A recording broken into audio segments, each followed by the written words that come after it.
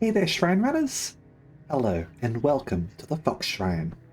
I'm Araxis, your host, and tonight we're going to be playing some more stories from Soul the Gundog. Hey there, Oguna. Hey, Ada. Hey, Sherma. Welcome. Hope you're all doing alright. I'm doing pretty well. Little bit tired, but I think we're good for a visual novel, especially considering we're coming up to the end of this one, I think. Like, I've got a fairly good feeling that this stream is going to be shorter than normal, just because we're going to finish, but we'll see what happens anyway. Yeah, sort of like mentioned in chat earlier that I was playing Madoka Exeter, I believe. It's not out on Steam yet, but it's out on mobile, so I've been playing that one. And I'm enjoying it so far. It's mostly just covering the anime storyline at the moment, so we'll see what it wants to do with its whole lighthouse setting eventually.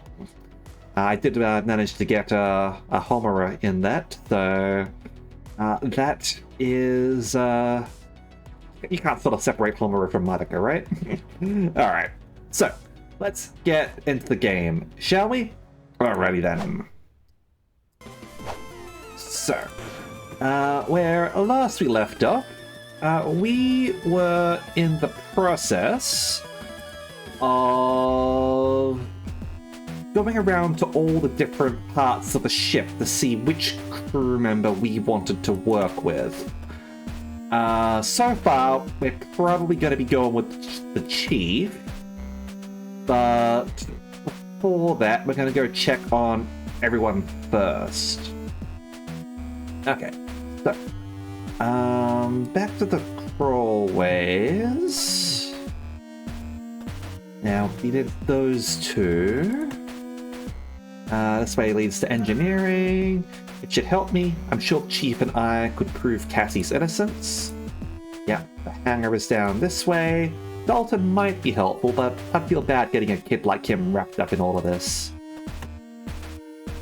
Familiar aroma. Complete silence. Engineering hangar. Alright. So, we are gonna go with this one. That was the familiar aroma.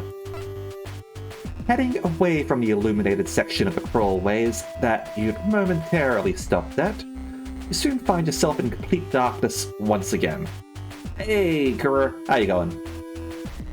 You mutter in frustration as you awkwardly twist around another corner, the sneaking tunnel and the lack of any way to meaningfully track how far you've traveled, compounding your lack of awareness of where you might be on the ship. Feeling about the same, Kuro, admittedly.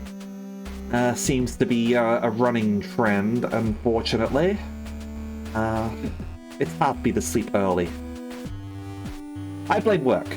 If work let me wake up late, then it would all be good.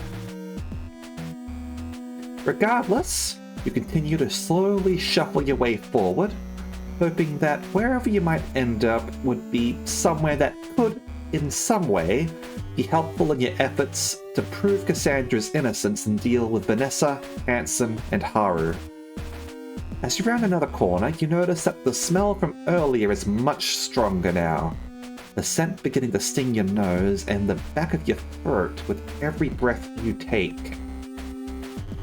Got to be nearby now. Let's see. Oh, yay, working from home. That's great.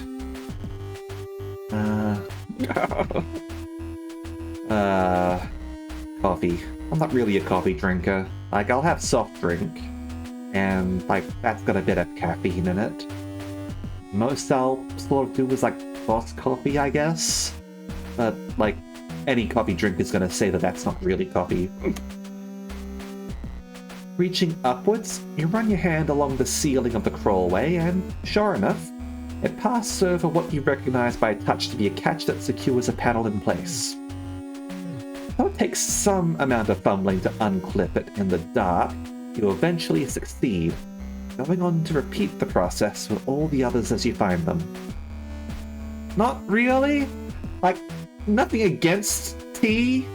I just don't normally go out of my way to have it. So that means I rarely have it at all, to be honest. Like, if someone were, like, making, like, a pot of tea or something like that, and asked me if I wanted one, I'd be like, yeah, alright, I'll have one. But otherwise, nah. Once the final catch is released, you position yourself near one of the panel's edges and raise it slightly, looking around to confirm your location. The captain's quarters. From your position, you're not able to see Captain Bartomuse. Mindful of doing your best not to alarm her, and ensuring not to make any noise that might alert whoever is standing guard outside, you slowly slide the panel just far enough to allow you to climb out of the tunnel and into the room. You quickly draw your hand back in disgust and flick it away from you, only realize that you've placed it into a puddle of liquid after the shock of the sensation subsides. Looking down at your hand, you take a tentative sniff. As you'd guessed, it's the same smell that you'd noticed in the crawlway. The burning sensation that fills your nostrils reminds you more of acetone than a beverage, but it's the unmistakable aroma of the captain's whiskey of choice. You shift position from where you just tried to climb out and move away from the slick of whiskey, rising up into the room once you're far enough away that you won't accidentally douse yourself in the spillage. As soon as you've stood up, you look around, but you don't see the captain anywhere. Captain? You whisper as loudly as you dare, doing your best not to be heard beyond the confines of your quarters. Yep. That bum whiskey. Captain? You hiss, slightly louder this time.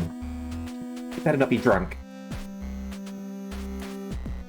No response forthcoming, you sigh and move away from the open panel and further into the captain's quarters. Then, where are you? Now finding yourself in an unpleasantly familiar situation, you head over to the annex on the right-hand side of the room and lean in through the doorway to look at the bed. Captain? You sigh, pinching the bridge of your nose with your thumb and forefinger. Yes, I shouldn't be surprised.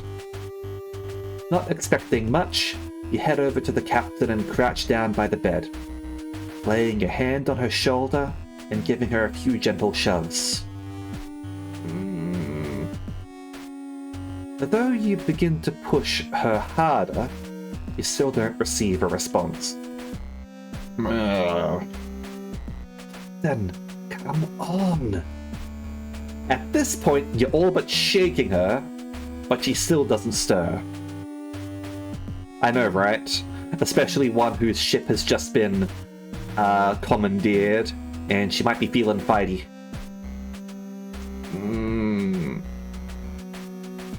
That's how it is, huh? With a deeply exasperated sigh, you stand up and look down on the captain. Although the air scrubbing system is now working, you can still make out the powerful musk of the whiskey. Time to try somewhere else. Spill water works every time. Once again, the captain's absolutely blackout drunk on her bed. No use trying, even if I could wake her up, she'd be useless. This painting shows the first colony fleet to arrive in Jupiter's orbit. It's quite a famous painting. It's used a lot in textbooks. I think the real one is hung in Government Hall on Europa Colony. There are copies everywhere. It's supposed to remind us of where we came from and what we're in the JCF to protect. Though I guess it hasn't done much to inspire Captain Bartomuse. The ship's captain gets a proper ensuite bathroom, whilst the rest of us have to deal with sanitation pods. Given the condition the captain is in, I don't think it's worth risking taking a look in there. Looks like the captain spilt a lot of whiskey on her desk.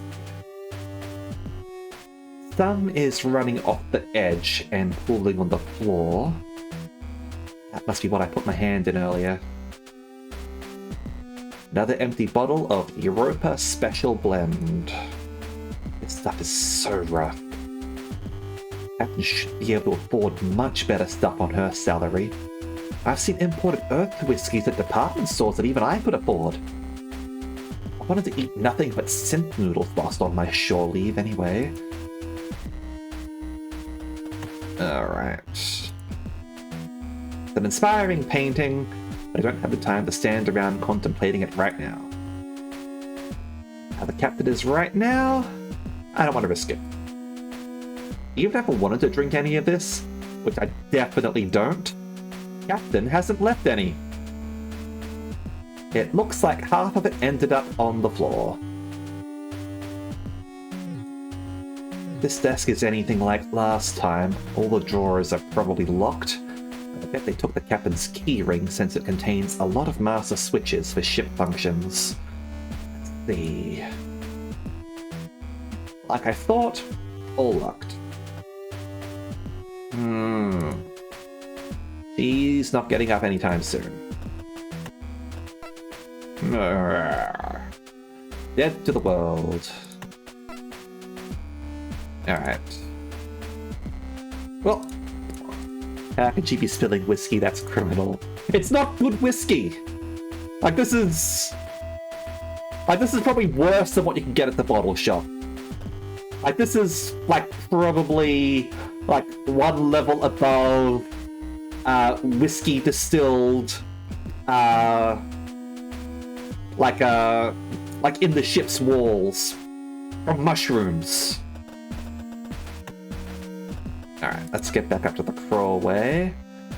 And let's go through here, shall we? At least look, Jack Daniels, I'll let her live. You slowly crawl through the cramped passage, away from the light being cast downward from the shaft containing this large fan. It doesn't take long for you to find yourself in complete darkness once again. Anyway, my opinion is if you're going to drink spirits, at least drink something that's palatable. I'm not big on the idea of drinking to get drunk. I think you should, if you are going to drink, obviously do so responsibly, but make sure it's something that tastes nice, alright? Something that you enjoy. If you're drinking to get drunk, like, please reconsider your choices. Like, reach out to your friends and family, see if there's something wrong, alright? As you work your way onwards, your hands stretched out in front of you, allowing you to tell where the direction of the crawlway changes. You eventually find yourself in what feels like a dead end. You run your hand to the right and left of the tunnel's terminus, but from what you can tell, there's no alternate route to take. Maybe you'd missed a turning earlier? You start the awkward process of orienting yourself to head back where you'd come from. You reach up, feeling for the top of the crawlway to ensure that you don't bang your head. Instead of the smooth paneling you'd expected to place your hand on, you encounter what feels like a lever. Alright then, let's see what this does. Crossing your fingers that you're not about to open a hatch into space, you grip the lever and push it. With surprising ease, the lever moves, and with it, you feel a mechanism slide from one position to another. The panel above you shifts slightly, revealing a thin crack of light. Okay, now where are we? Oh, at the airlock, huh? Pushing open the hatch above you and standing up, you look around to see that you've emerged into the airlock. You climb out of the tunnel, lowering the hatch behind you, but not closing it entirely. Airlock, huh? You muse. Not exactly the most useful place to be, and it's better than being locked up.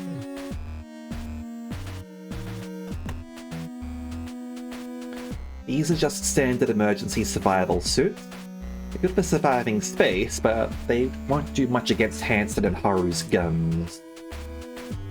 Wish I'd known that there were crawlways linking the airlock to the hangar when the power went off. It would have been a lot simpler going through them to get to the hangar rather than going out into space.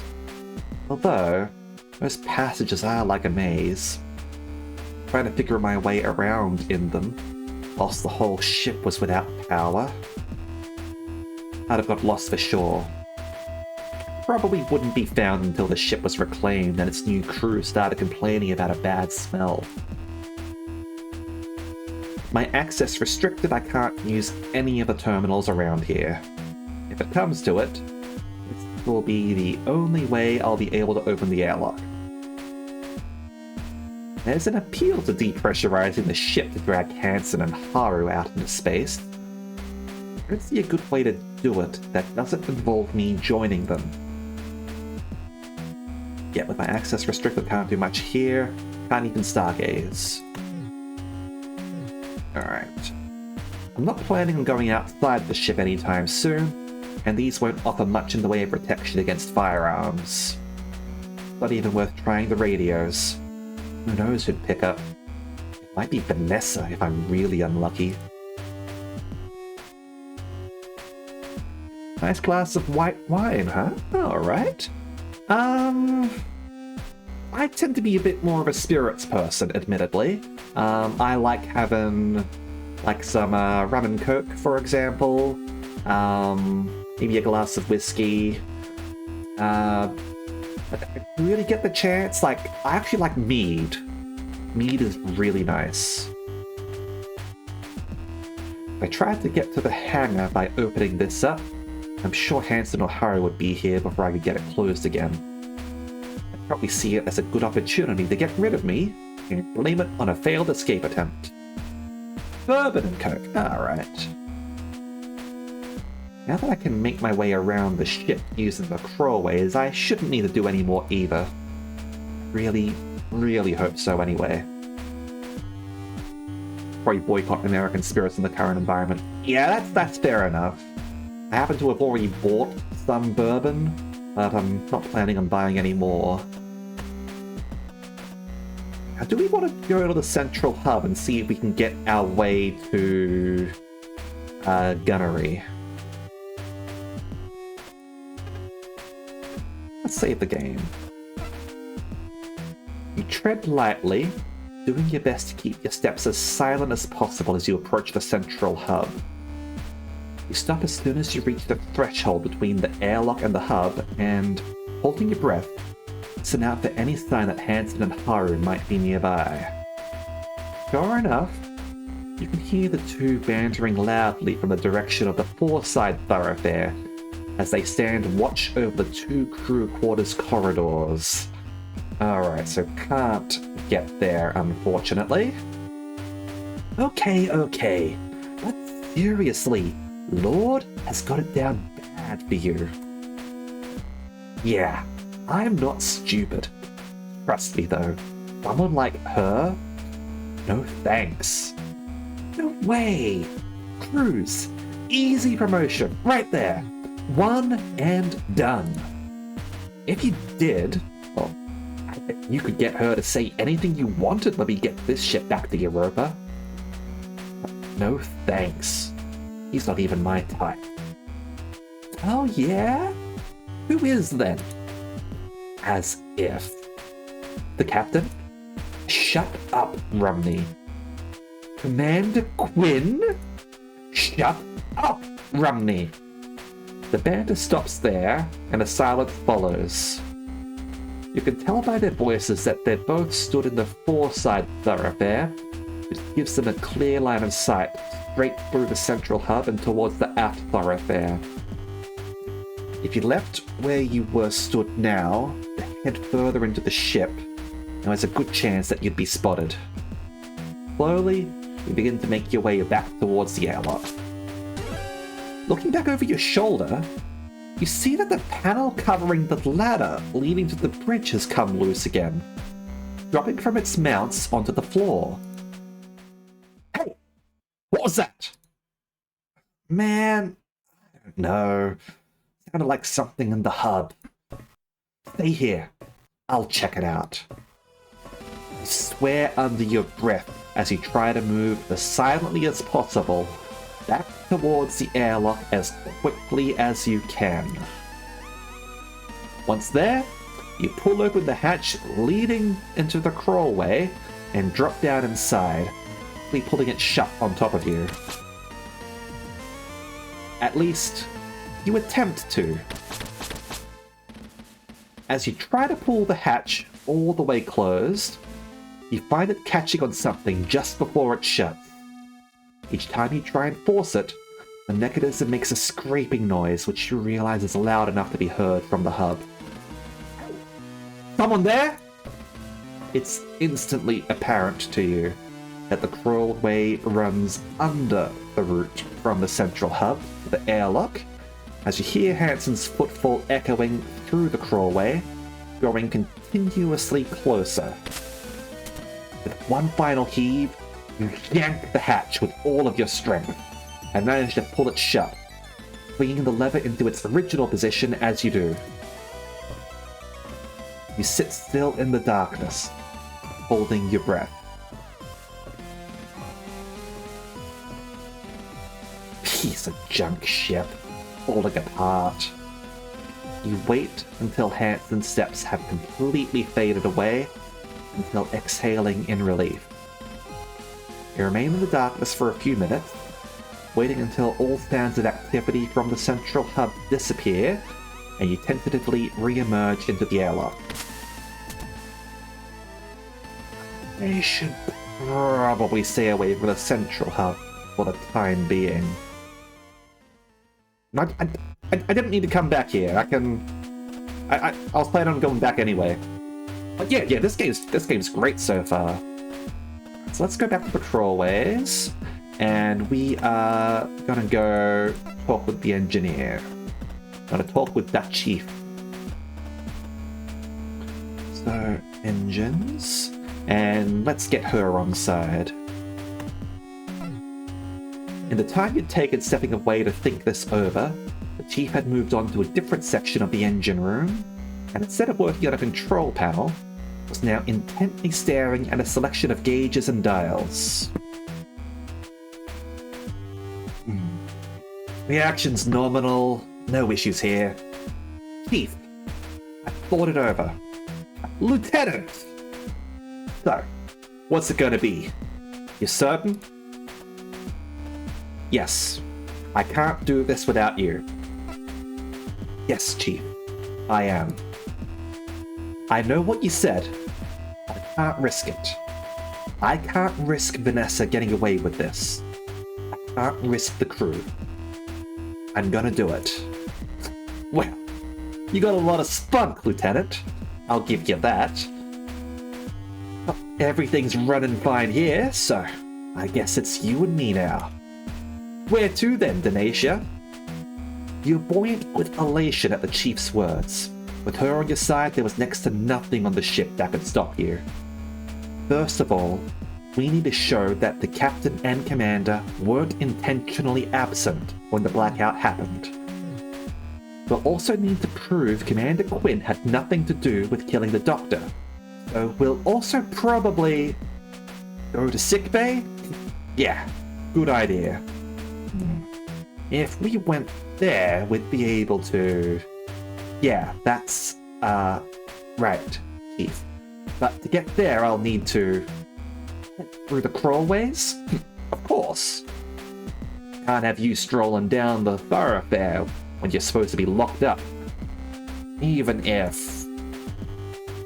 Where she'd been hesitant before, the Chief had clearly already switched her focus on problem solving from the ship's engines to your predicament. Yeah. Like when she has a goal, like she is focused like a laser. Unfortunately, It looked like that came with her predisposition for getting carried away and analyzing that problem from every perspective. Chief, the crawlways. Huh? Right. The crawlways. Alright, Lieutenant. So, due to the ship's construction, the crawlway system doesn't extend to the engine blocks. Close out how the Swift class. Enthusiastically lecturing you, the Chief heads towards the entrance that leads back into the engineering room, going into a detailed breakdown of the nature of the disconnect between the ship's hull and its HFDD engines. Let out a sigh of acceptance and follow her. You didn't really want to become an expert on the idiosyncratic construction of the Swift class, but it was a small price to pay for saving the entire ship. It's because the fundamental framework is actually from intercluster small load transports. During the war, it doesn't take long for you to both arrive at the spot in the engineering department, where the Chief had first hoisted you out from the crawlway you'd arrived in. What that means is that with minimal effort, the Chief pulls up the grating and tosses it to you, almost knocking you back over a guardrail. Swift class could theoretically be the easiest class in the ship to upgrade if there's any further advancements, as you hurry to enter the crawlway and replace the grating above you as the Chief disappears into the darkness, continuing to rattle off more about the ship's engines than you could ever hope to remember. With the grate secure, you quickly shuffle towards the ongoing spiel, the deluge of facts your guide in the darkness, as you head back into the bowels of the ship. Making your way through the crawlways as quickly as you can, you still find it difficult to keep up with the Chief, who moves through the cramped confines of the tunnels with surprising swiftness. Needs to be able to surprise the poor cadet, right? There are multiple times where you have to get her attention so that she'll slow down and not leave you stranded in the pitch-dark network of passages. Despite your constant reminders, as soon as you reach her, the Chief will often race ahead, leaving you desperately shuffling to keep up. You're finding it hard to move at speed due to the limited room the crawlways offered, made the Chief's pace all the more impressive considering her height and build. Yeah, lady's built like a tank. Eventually, you reach a familiar illuminated area. Sweat dripping down your brow, you call out, "Chief, stop!" "What's that, Lieutenant?" "We've got a few hundred meters of crawlway to get through if you want to reach the sick bay." "No time for slacking!" You hold your hand up as you do your best to catch your breath. "Oh, okay. Yes, Chief, I want to reach the sick bay."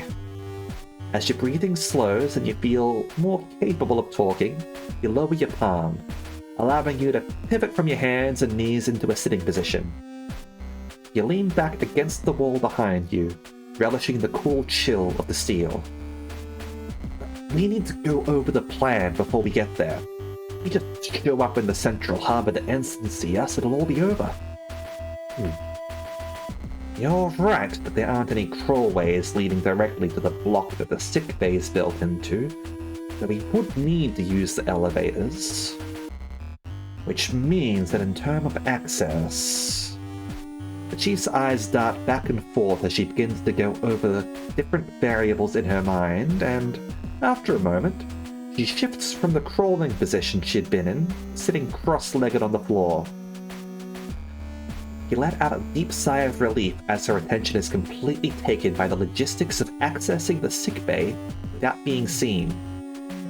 As she continues to mutter to herself, you undo the top button on your uniform shirt and flap the fabric near your collar back and forth to cool yourself. Now that you weren't trying to keep pace with the Chief's unnaturally fast movements through the crawlways, finally had time to think, and you too turn your thoughts towards the next step in your plan. It was going to be difficult to figure out, but now was the time to do it before you headed anywhere else. Hey there, Kailash! You can all see Kailash's redeem. Everyone take a drink. There we go. Hope you're doing alright, by the way.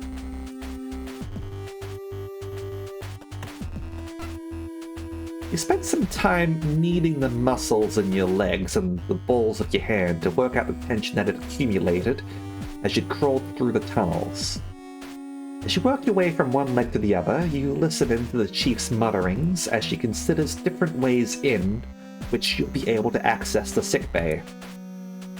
You're relieved that she's putting so much thought into it, but from what you can tell, she's only thinking about how you'll get in, and what you'll do when you get there. After a few more minutes, with no indication that the chief will give up on this puzzle herself, you interrupt. Hey, Chief? Lieutenant Denasia wouldn't be able to access that area, so that brings us back to... Chief! Hey! Lieutenant! I'm trying to figure out how to get us into the sickbay. Give me a moment. Chief, I know we're going to need to get to the sickbay to prove Quinn and the captain innocent, but right now we need to figure out what we'll do when we get in there. Right now, any part of the ship that isn't these crawlways or my quarters is risky for me to be in, so I don't want to spend any longer outside of them than I have to. I'd rather we discuss the plan now than leave it until we get there. That makes sense. So, what were you thinking, Lieutenant? What evidence are you after in the sickbay? Do you remember how Lord justified her mutiny on the bridge earlier? Rat. Well, she was saying that Quinn and Bartholomew were both out of action on purpose when the ship had that blackout. I don't see how it would benefit two traitors to be stuck on a dead ship. She must have some way to twist the facts. Exactly. To deal with that accusation, we need to show they couldn't have survived or prove that they were actually unwell.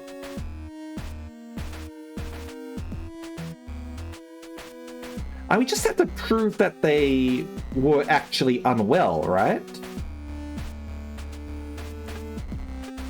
I'm assuming that's the case. And that's something that we can do. Like, the doctor's going to have records about Quinn. And I think the doctor's also, like, officially stated that the captain was unable to work as well. I suppose we could, like, expose her alcoholism, right? Show that the two of them were actually sick when the blackout happened. We could show they weren't faking it, and that would blow a huge hole in Lord's justification. If we can do that, then the rest of the crew will see that they're in danger just by siding with her. Even Hansen and Haru won't risk it. We can convince them, and with no one to back her up, Lord's mutiny will be finished. I see what you're saying, Lieutenant. How are you going to do that? Well, I was thinking that there would be records.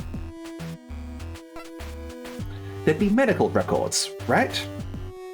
As soon as the power was back on, I took the commander straight to the sickbay and told the doctor about the captain's condition. He's always making notes on that tablet of his. Even when he was treating me after the crash, he was logging his diagnosis and medication used onto it. He'd have definitely done the same for Captain Bartholomew and Lieutenant Commander Quinn. Good thinking, Lieutenant. The medical record software is like what I use to log repairs, then it's pretty watertight. Time, date, essential information, all be there. Exactly! Right, so we're going to need to get our hands on that. Easy! You shift from your sitting position back to your hands and knees to begin crawling your way through the tunnels to your next destination, but the Chief remains sat where she is. Come on, Chief. We need to get to sickbay. You're forgetting something important, Lieutenant. What do you mean? The doctor's murder. With gritted teeth, you shift back to your sitting position. In the excitement of thinking you had the solution to this whole problem, you've completely forgotten that Lord had directly accused Cassie of the doctor's murder. Even if you could prove that she had been unconscious at the time of the blackout, no one on the ship would take the side of a murder suspect. Do you know where they put the doctor's body, Chief? I was knocked out when that was being dealt with. Did they leave it in sickbay? Of course. The surgery wing has a storage unit for them. Why? Then nothing's changed. The proof we need that the captain and the commander weren't absent on purpose is going to be in the sickbay, and the doctor's body is too. If we're going to prove that Commander Quinn didn't kill him, that's probably the best place to start, right? Can't argue with that, Lieutenant. Right. Sounds like you've got it all figured out. Ready to get moving? Ready when you are, Chief. That's what I like to hear. Just make sure you keep up this time. Yes, Chief. Yes, Chef. You marvel at the speed and agility that the Chief demonstrates in such a confined space as she springs forward from her sitting position and disappears down a dark crawlway. You, on the other hand, curse how awkward it is as you rearrange yourself back into a crawling position and head after her.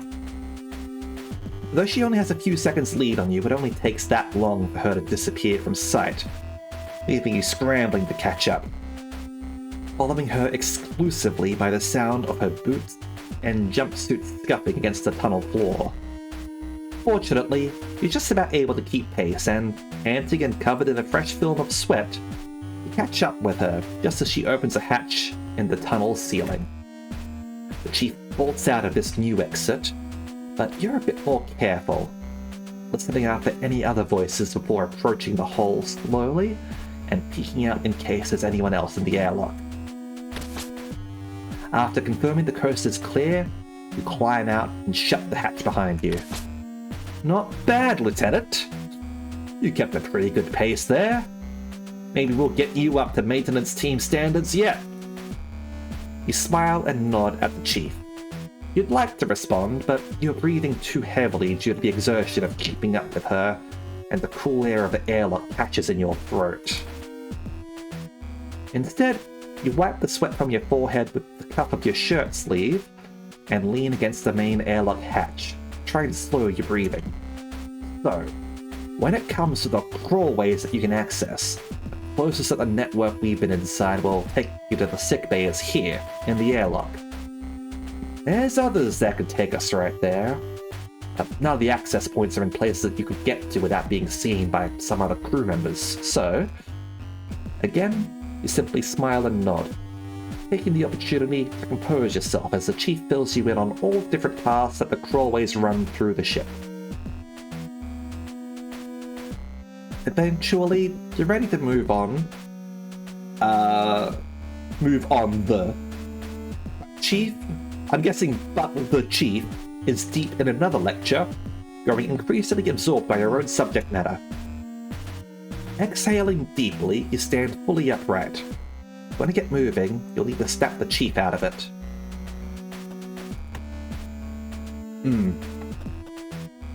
She is, isn't she?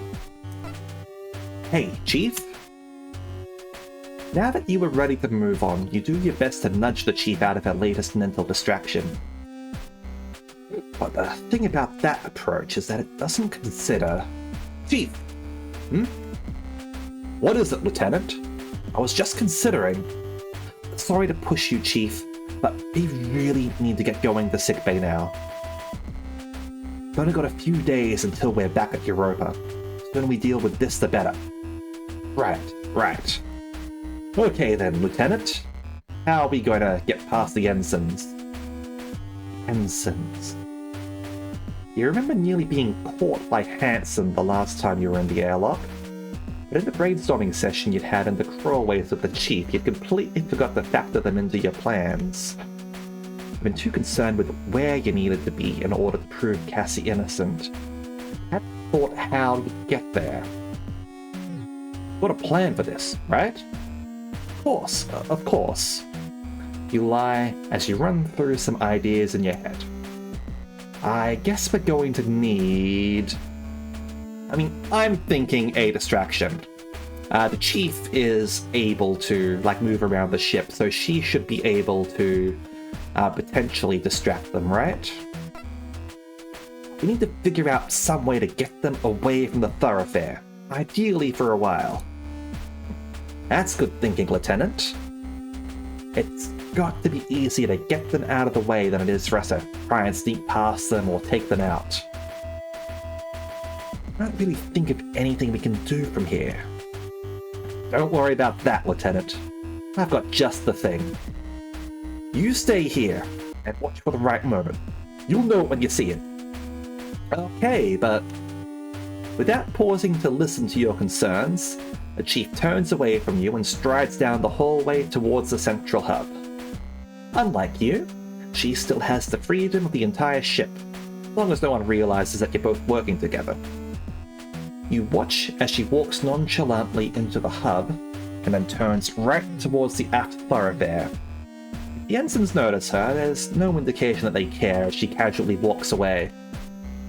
You take a deep breath and crouch down by the corner of the airlock's exit. You don't want to miss the Chief's signal, whatever it may be. Before you can even start to wonder what the Chief will do, your question is answered. What is she? From your position, you see the Chief storm back into the central hub and yell at the two ensigns, gesturing towards the engineering department. Ensigns! I need you in engineering right now! You can't make out the response, but the Chief's reply is loud and clear. If you don't get moving, there'll be no one left to guard! Get down there! It doesn't take much to convince the ensigns.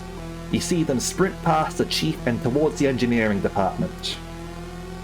Once they're out of sight, the Chief looks to you and shoots you a quick wink before turning to follow them. Get straight to the engines, crews! Those cores need to be realigned now! Once the Chief is out of sight, you dart down the corridor towards the central hub. You check both thoroughfares and, not seeing anyone, run over to the elevators. Come on, come on! You repeatedly tap the button, thankful that due to its emergency nature, the sickbay doesn't need you to swipe your keycard to access it, instead relying on simply using a bioscanner to log whoever enters. Let's go already, let's go, let's go, let's! As the door begins to open, you immediately slip through the gap, hitting the door close button as soon as you're inside. If it's got a bioscanner, are we able to get logs of who might have entered the sickbay when the doctor was murdered? Obviously, it also means, like, hey, like, what if Vanessa is watching, like, door usage and comes down here or something like that, realizing that we've left, because it's tracked our biosignature, but that might be some more evidence for us, potentially. With a sigh of relief, you lean back against the cool metal wall and feel yourself begin to move downwards.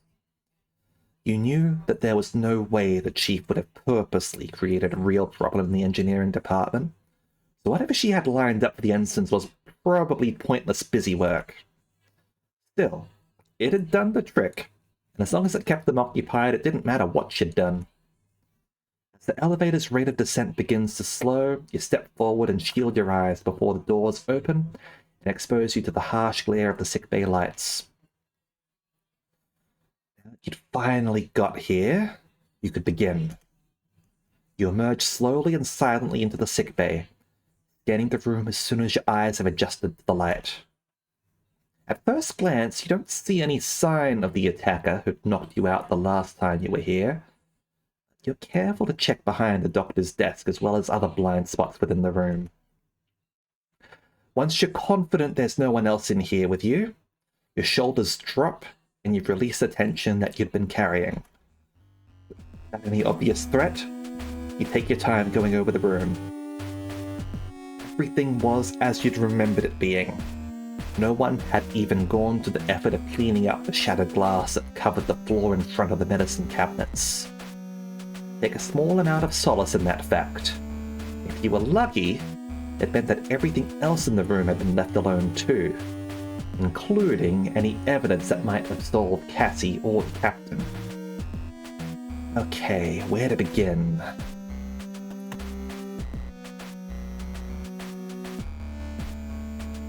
So I'm going to start with the beds over here. Having over the emergency beds, you do a quick visual review that doesn't reveal anything unusual. Despite this, you take some extra time to go over them, peering into all the little nooks and crannies where the padded top joins the frame. You pay careful attention, looking for any unusual markings or damage, or signs that someone else may have been around them, aside from Cassie and the doctor. Unfortunately, the only thing that you can find that would be considered out of the ordinary is an empty chocolate bar wrapper stuffed under the pillow, alongside a few crumbs on the covering. You didn't need to be an expert tracker to know who had been here. Performing one final investigation, you check under the beds and notice a familiar purple wrapper. Silent voice! Oh, this must have dropped down when they took her away. Don't worry, Cassie. I'll get this to you soon. Yeah. Got the chocolate for her. You can give her the chocolate. Again. Make sure it gets to her this time. Let's see. Much like on the O'Brien, the glass fronts of the cabinets that stored the various medicines and treatments had all been smashed with fragments covering the floor. Do your best to avoid disturbing anything, but still manage to crunch a few pieces underfoot as you look at the broken edges of the glass that remain in the cabinet doors. No blood, no fabric, nothing caught on these shards. You step back to get a better look, hear something crinkle as you step on it. Turning back to see what it was, you kneel down to pick it up. It's like similar to the O'Brien, like it's a bunch of like food or something here, isn't it? Yeah, Nutrishake mix. You turn the packet in your hands and notice that it's completely empty. Just like what happened on the O'Brien.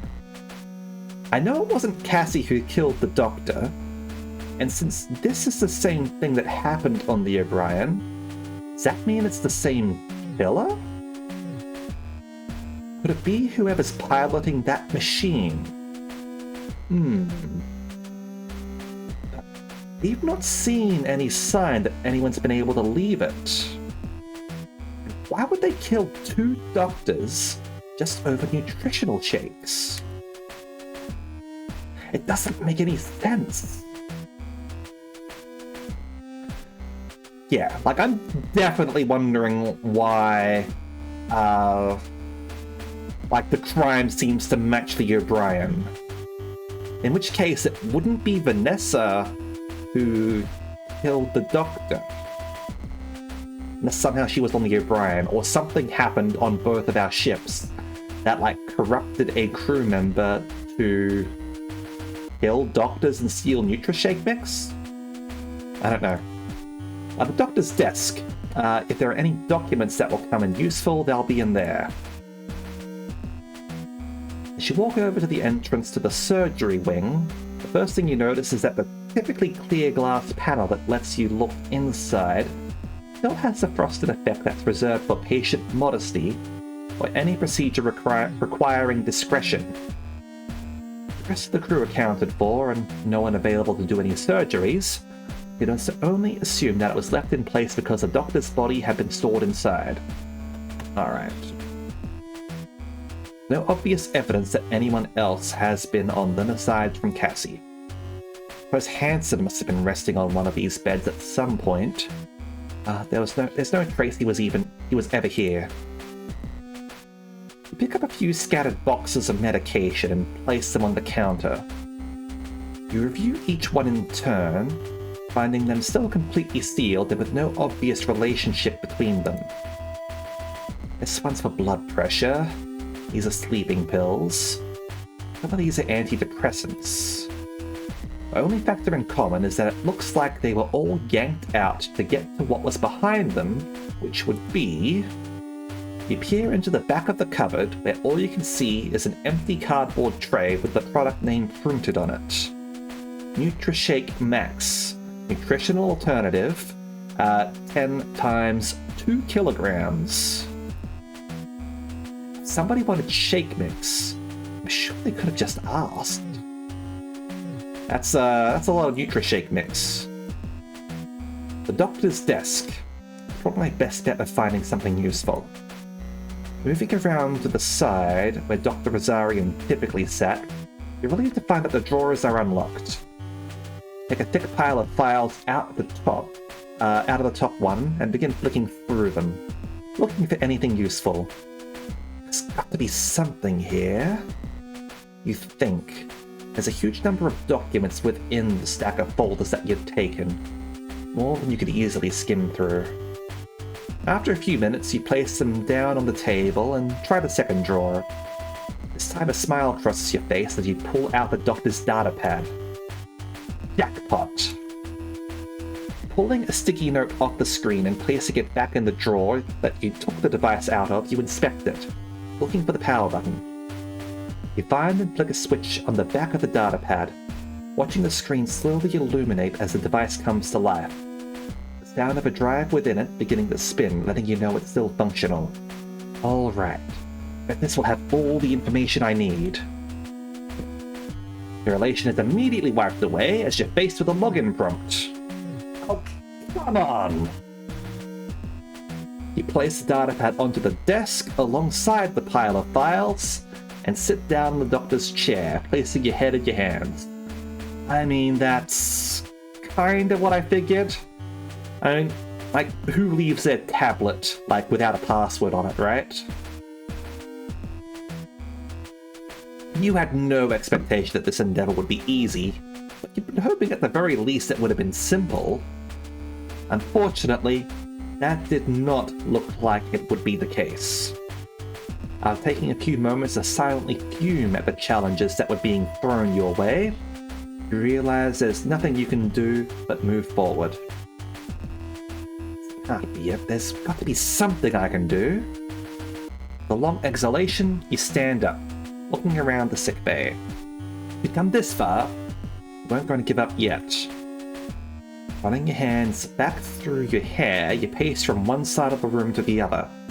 As far as you could tell, there was no obvious proof that Cassie had been the doctor's murderer, and you couldn't find any proof to the contrary either. At this rate, you wouldn't be able to find anything. There's every chance that once you'd left sickbay, ensigns would have returned to their positions outside of the crew's quarters. Had you risked it all for nothing?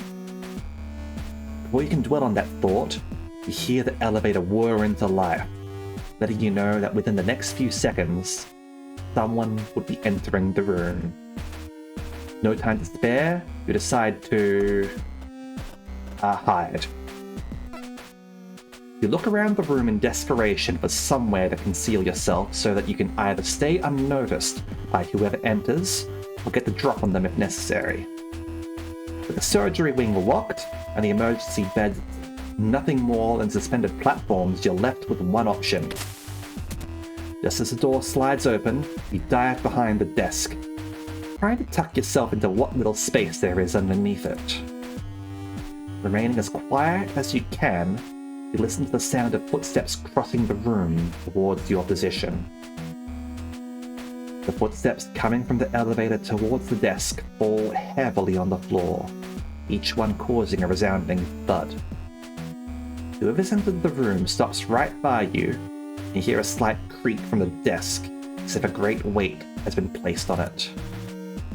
"Get out of there, Lieutenant! It's just me!" The chief appears in front of you, squatting down with one hand still resting on top of the desk. She reaches out to you, and you take her hand, which yanks you out and to your feet. "No need to worry about Cruz or Rumney. I've got them realigning cores on a deactivated secondary drive coil.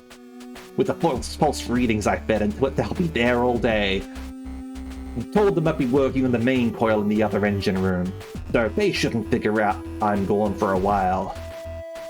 Unless they realize the readouts they're getting are on a loop. But with the 14 variations I plugged in... How's it going in here? You find what you needed yet?" "Not yet, no." He gestured over to the doctor's desk. I found Dr. Rosarium's data pad, but I can't log in. Surgery wing's locked up. There's no evidence that points to anyone else being here, aside from Commander Quinn. Sounds like you've been having a tough time, huh? Yeah.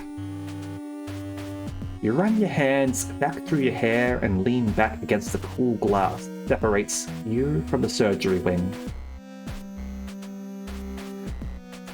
I could find something obvious. There's nothing useful here, and we can't get the doctor's body or into his notes.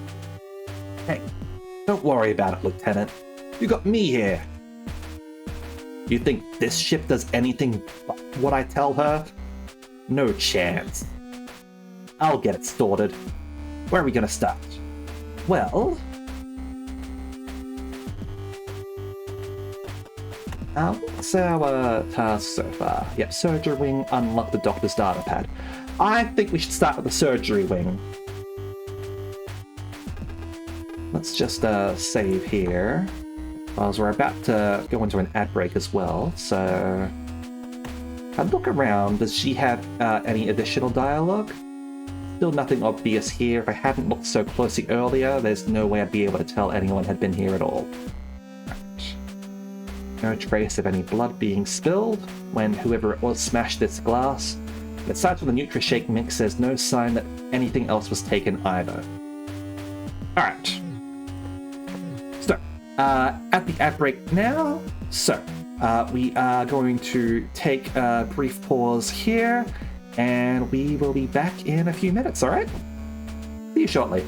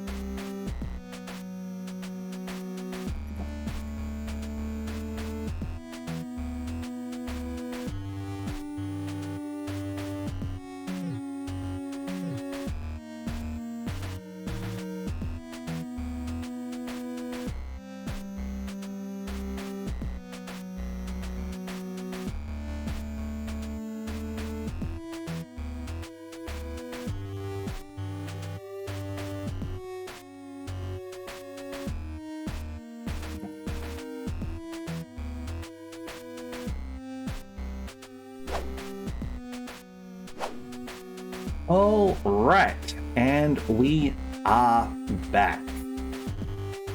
So, Let's continue exploring around the room again for I guess a third time, and then we'll try and break our way in here, shall we?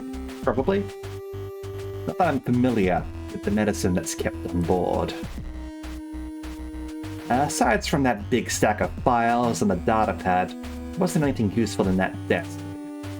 I don't think those files are going to be much help either. They just look like a bunch of admin work. If I could get in, we might be able to find something out from the doctor's body. Who knows, the doctor might have a password on him. Stand in front of the closed doorway to the surgery ring and tap on the frosted glass. You knew the glass used is the same kind as what's used in the window on the bridge, and would be pretty much impenetrable to conventional weapons, let alone what you had at your disposal. You'd not been able to find the doctor's keycard, and without it, wouldn't have much chance of getting in. I mean, like, seriously, why do I still have Cassandra's keycard? With a smug sense of satisfaction, you swipe the card through the terminal next to the door and wait for it to open. Instead, you met with a harsh series of digital tones. Access denied. Insufficient authority. Figures. Your eyes linger on the terminal for a few more seconds as you think about everything you'd gone through in the past few days involving bypassing these devices or the doors attached to them entirely. You didn't bring the PST, did you, Chief? Nope. Wouldn't be much good to us. If you haven't found Rosarium's card, then we can't get that door open with anyone else's. Only he had the authority. You squeezed your eyes shut and pinched the bridge of your nose.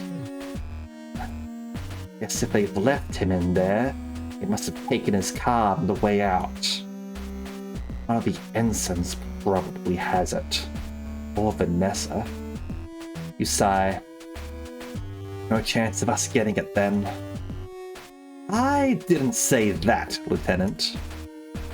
Your eyebrows raise and you turn back towards the mechanic. But how can we get in without... Told you, Lieutenant. This ship does what I say. Nothing on board can get in my way. What? You think I don't know how to get around every single system or device here?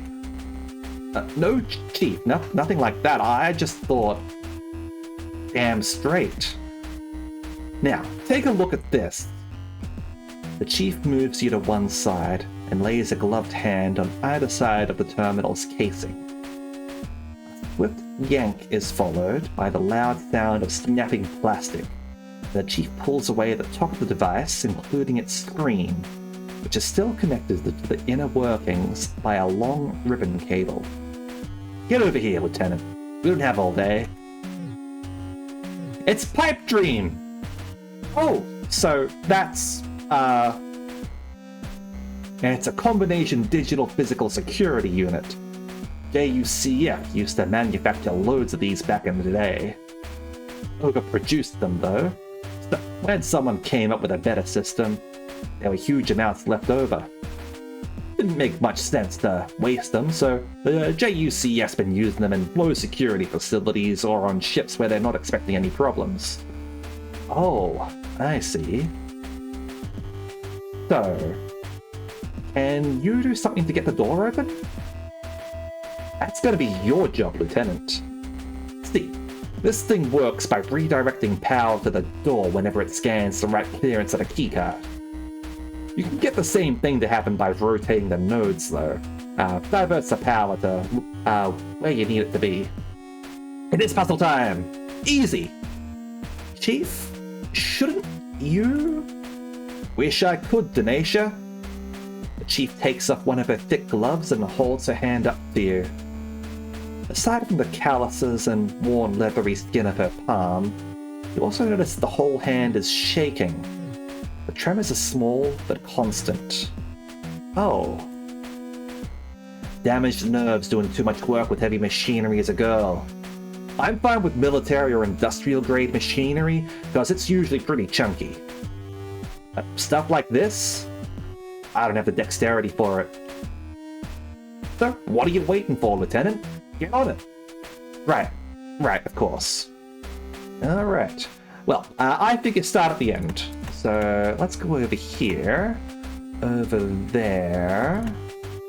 Got two different things here. Up there.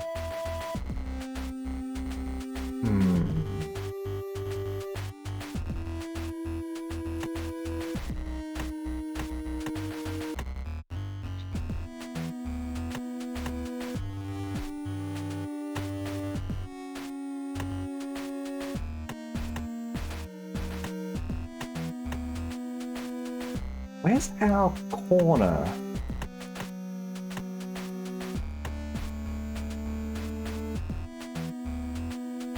Does this not have a solution?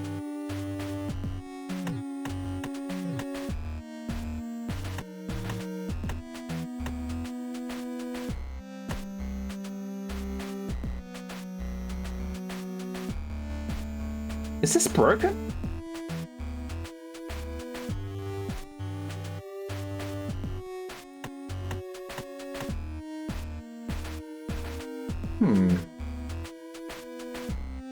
Like, obviously that's not working.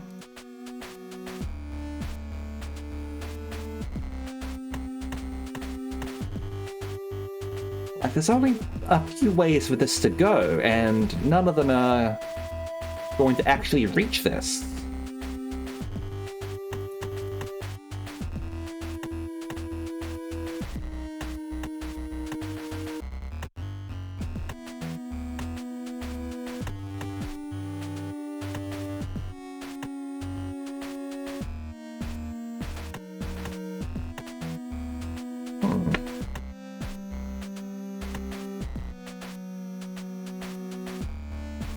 Legitimate question, chat. Do you happen to see anything that I am missing?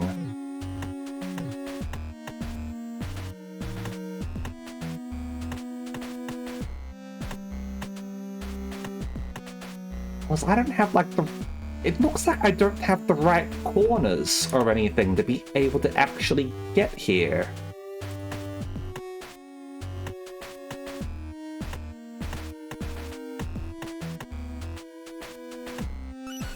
Oh, hello. There we go.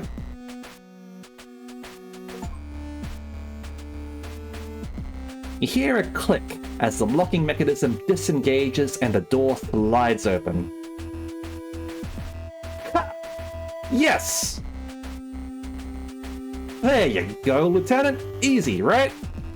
Yeah, just turns out I was missing something. All good. Yeah, easy. Something like that. As you step back from the terminal, a waft of cold air from the now open doorway hits you, and a chill runs up your spine. You pensively eye the entryway, taking a few steps to your right to get a better look inside. As you'd expected, you can hear the doctor's... You can see the doctor's body lying on an operating table. I'd be worried if I could hear the doctor's body. That would imply a huge amount of, like, post-mortem gasp or something. I don't know. You shiver again, although this time not from the cold air that was leaching into the climate-controlled warmth of the main sickbay. Everything all right, Lieutenant? The Chief appears beside you, a hand on your shoulder. Yeah, it's fine. I was just thinking about what we have to do next. I got you, Lieutenant. Never nice to see one of the crew like this. Yeah. The temperature just outside the door is almost as cold as the room beyond. And as the chill continues to spread, you rub your arms instinctively to warm them. You knew that you'd always planned to get in there to examine his body. Now that it was possible... But we gotta do what we gotta do. It is what it is. That's that, and this is this. It is what it is. You repeat. Alright. Are we able to legit... Okay, so I have to... Just look and use, right? I know what I've got to do, but... Alright. Come on, Lieutenant. Let's get to it. You hesitate for a moment before nodding, which the Chief takes as a sign to enter. As she walks into the room, the Chief becomes a vague silhouette, barely visible behind the frosted glass. With her out of view, you clench your fists a few times and follow her into the room. You'd never been in here before, although you've taken a few opportunities to peek inside when the glass wasn't frosted on the few times you'd visited the sickbay. They weren't particularly reassuring to look at from the other side of the glass, but your proximity to the automated surgical assistants made them much more intimidating. A series of long, thin, mechanical appendages were suspended from a collection of disc-like objects, which themselves were attached to the room's ceiling by various supports, cables, and tubing. The room's temperature was so low you could see your own breath, which turned to condensation on certain parts of the machines, glinting with court light as you moved around them. Directly underneath all of this was the body of Dr. Cypher Rosarian. You shudder as you approach the corpse. Although you'd encountered the bodies of the crew on the O'Brien, those weren't people that you'd interacted with, spoken with. People you'd known. But lying here on the table, the lack of vital essence in the Doctor was tangible. As sedate as he'd been when he was alive, seeing him like this made your stomach turn. If the Chief was feeling the same way, she wasn't showing it. All right then, Lieutenant. What are you looking for? Well, I guess I should... I think take a look at his prosthetics. It's possible they might have recorded his killer? Do you think there's anything we can learn from his prosthetics? Would they keep any information about his condition or anything like that? Rosarian's augments are pretty old, but... The Chief reaches into one of the pockets of her overalls and pulls out a small screwdriver, much smaller than the one that Dylan had snuck into your meal. Methodically, she begins to assess the Doctor's right arm, following the edges of various panels. Eventually, she raises the arm, which yields easily, finding a series of screws in the underside of his mechanical forearm. Each screw is quickly removed and placed neatly into a nearby surgical basin, followed by a panel that the Chief lifts away. Although the Chief is simply disassembling a piece of machinery, you can't help but feel a bit queasy as you watch her work, given the situation that you're in.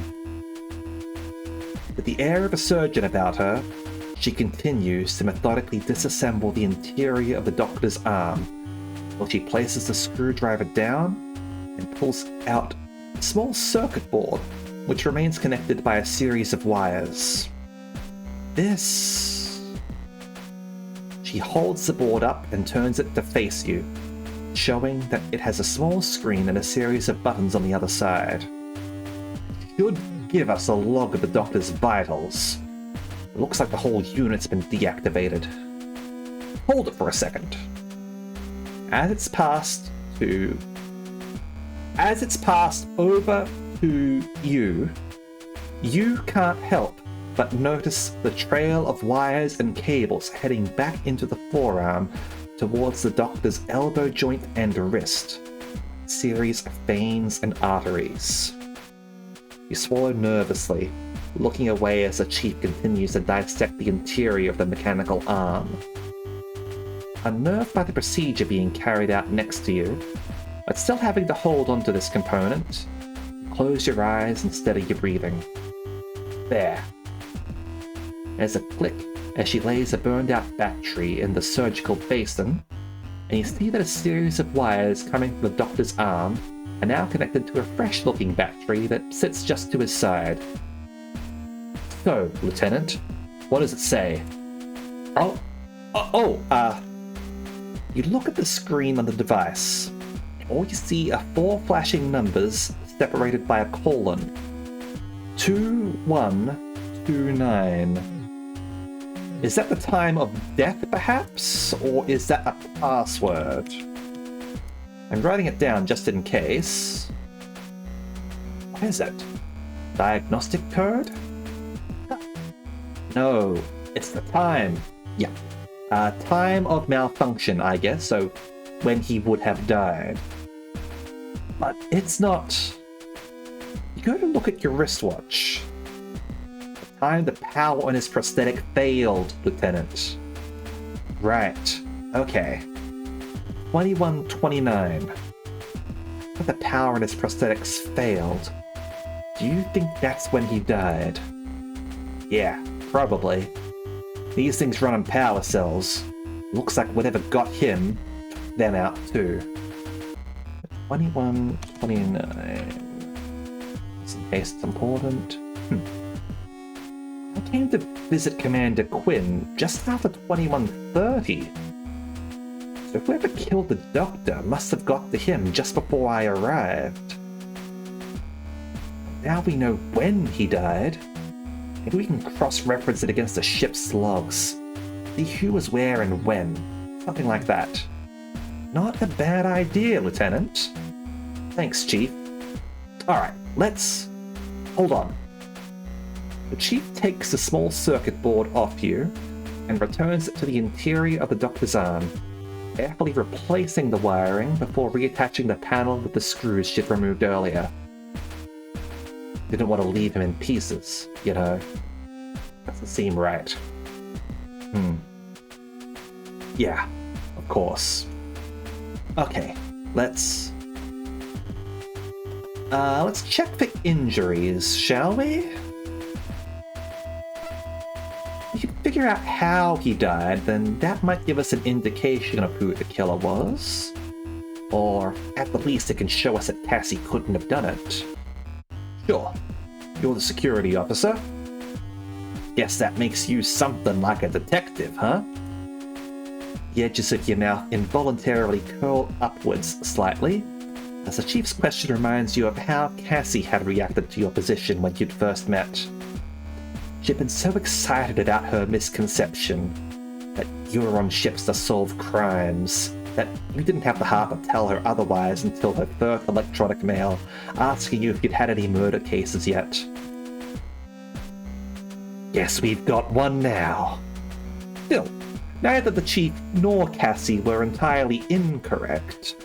The head security officer was responsible for gathering information and evidence prior to a case being handed over to internal investigations, or the military police if something happened whilst out in space. Kind of, I guess. You had been given training in assessing a body, but only for particularly surface-level things. Hopefully that'd be enough.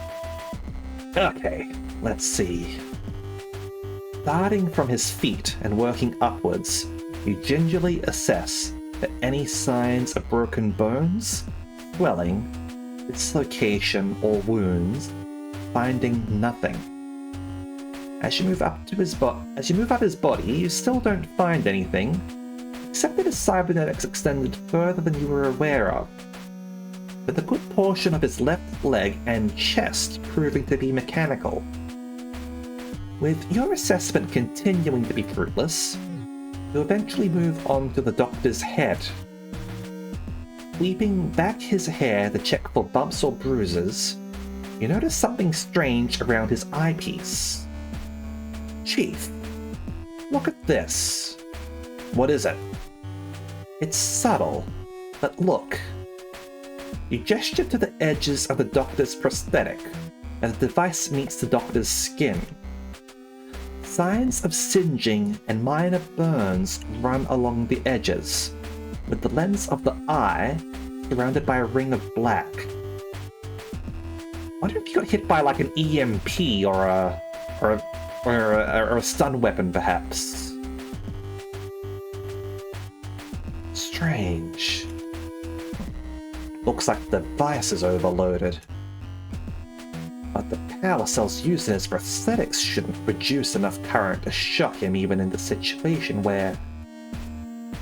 So, you think the Doctor may have been shocked then? It looks that way. It shouldn't be possible. An electric shock. You briefly dwell on the possibilities. Just like on the O'Brien. What do you think could have caused this? Nothing in the other room. No obvious damage to anything that would expose any electronics with the power to do this. Can't see anything in here that could have delivered this level of shock. Defib paddles are still on their mounts. No damage to the automated assistants. Had to have been something someone brought in. Like an electroshock weapon. Whoa, Chief! You don't think I did this, do you? I don't know, Lieutenant. Did you? No!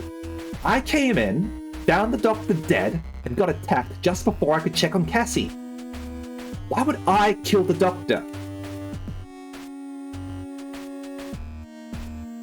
The Chief's hard glare drops the temperature of the room by a few more degrees as she watches you from the other side of the operating table that the doctor has been laid down on. You'd have to be pretty stupid to murder someone, then break out and drag another member of the crew to show them evidence which showed you did it. You breathe a sigh of relief, which turns to a small cloud of vapor in front of you. Yeah, you would. I guess we have our answer there. Even if it raises more questions. We figured this out. Alright, any clues? There's nothing useful out in the main sick bay. Couldn't find any trace of anyone else being here but Commander Quinn.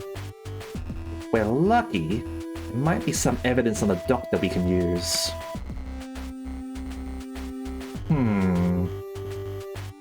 Although your training and handling what could be considered a crime scene or evidence was brief, you hope that the small amount that you've been taught might come in useful. You don't notice any obvious signs of bruising on the doctor to indicate he'd been grabbed, and there's no signs of any use of a weapon either.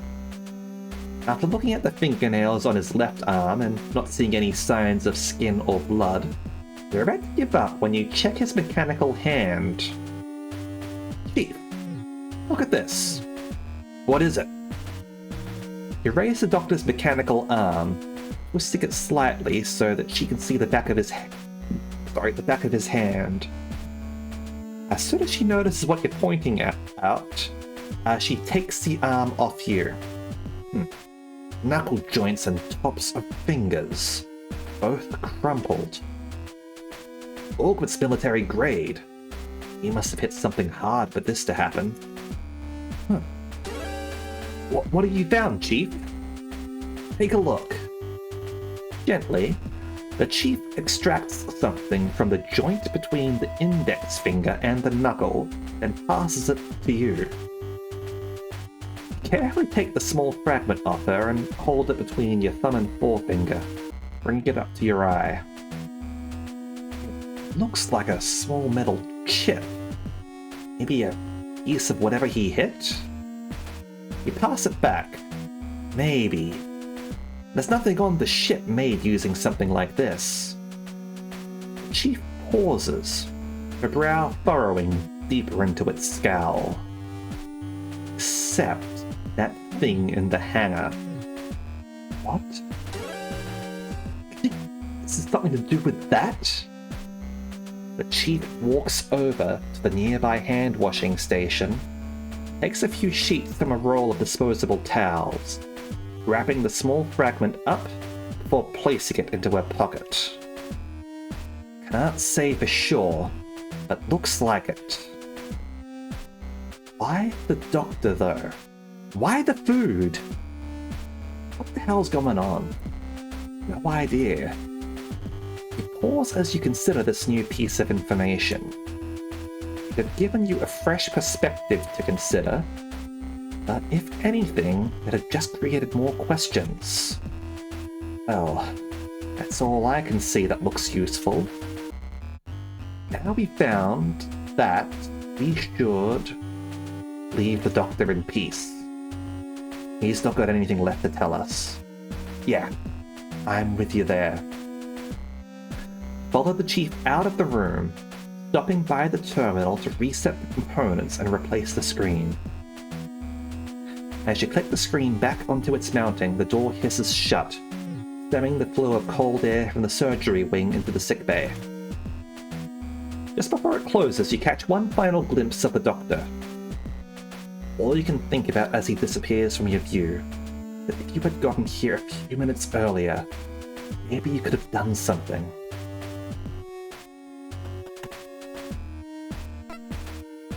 What way to go, huh? You mean the doctor? Yeah. Classic signs of electrocution. The singeing, prosthetics all being shorted out. Looks like he got hit with something pretty powerful. Seems like he hit something that was pretty powerful too. The way his hand was all caved in and all. Even if someone did get him with an electroshock weapon, looks like he got a good swing in on whoever it was. Just like that, take a jaw clean off. Wonder if... As the chief begins to go over potential scenarios to explain what happened to the doctor, you think about what you'd found. If it had just been the injuries associated with the electrocution, you'd be able to assume that it was one of the ensigns with an electroshock weapon. But given the condition his fist was in, as well as a small fragment of black metal that the chief said matched what was in the hangar, if what you were beginning to suspect was true, that's something much more dangerous than Vanessa on board. And nothing else here? Yeah, okay. Alright. Things working at least. These can be finicky. I prefer the old way of doing it. Just remembering what you had going on. Waste of military funds if you ask me. I don't know, Chief. I find it pretty convenient. Especially the map. Saved me a lot of time and effort. Makes it too easy. When I started, you had to learn the layout of your ship inside and out. There was no map. This is a little bit of meta commentary about adventure games and having to remember locations. You turn your attention back to the tablet. Take a look around the room. See if the doctor left any clues about his password or anything. Didn't have to worry about cybersecurity either before these things. Alright, Chief, okay. I mean, the post-it note that was on the tablet, right? That's clearly got a password, right? You look at the desk which you'd retrieved the doctor's datapad from and pinch the bridge of your nose.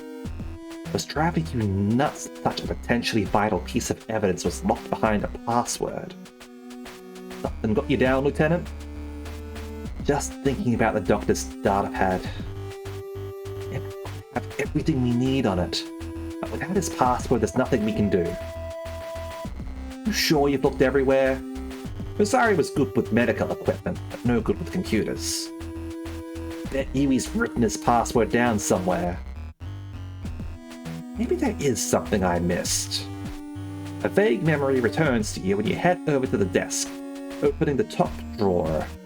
Aside from a collection of plugs and cables, you'd already emptied it of everything that had seemed important. You slide it closed and move on to the one below it, opening it to find that without the datapad inside, all it contained was a sticky note that you'd previously peeled off the screen. Could it be that easy? It could legitimately be that easy. You temper your expectations as you read what's been written. The device asks me to press any key to continue. Ask Cathay's location of any key, not visible on keyboard. Hold on, let me look at my keyboard for a moment. Yeah. I don't see any key. I mean, I see ESC, Catarl, and Pickup. I think I'd like a tab. Any key is right there. But it's no any key. I don't see it. The doctor cannot be serious. What do you find? Exasperated, you pass her the note, and as her eyes scan the writing on it, a broad smile fills her face. I mean, is this password 1234?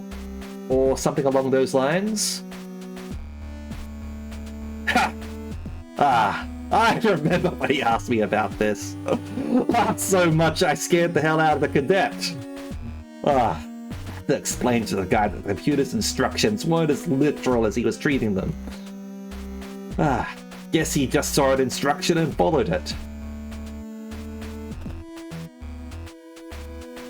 There's nothing useful in the desk, and I don't think those files will be much help. Thought that the note might be the doctor's password, but I was wrong. You believe someone would be so literal about computer instructions like that. Is his password?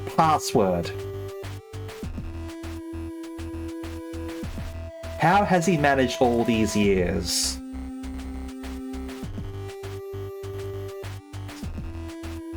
Hold on.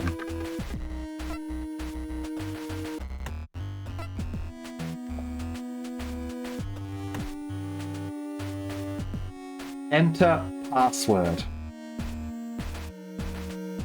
Dr. Startup had a wish he'd written his password down or left us a clue or something. No use wishing, Lieutenant. Keep your head in the here and now. Let's just say that when they mandated 8-character passwords changed to 16-character, mine didn't become much more secure. Is your password? Besides, the real way to have like a strong password is to use passphrases. Like check out the XKCD comic about it. It's a long password that is easy to remember because you've associated the words in your head by making a connection. That way you don't have to write anything down because it's easy to remember, and it's long enough to get past brute force. This problem's going to get solved, it's going to be by us. Yeah, you're right. You don't know anything about the doctor that'd help you guess his password? Well, I guess he's extremely matter-of-fact, to the point. Literal. I wonder. Alright, let's give this a try.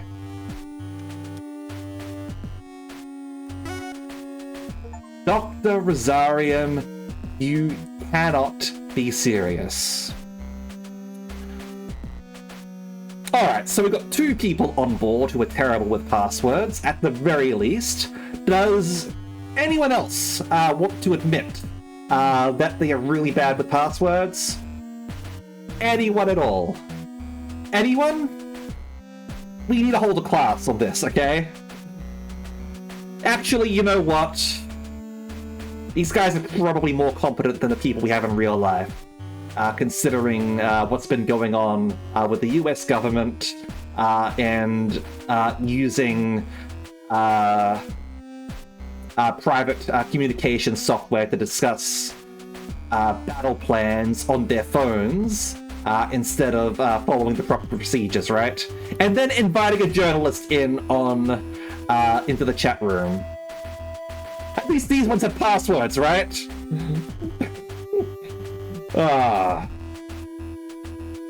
So, what was it, Lieutenant? Password. As in, enter password.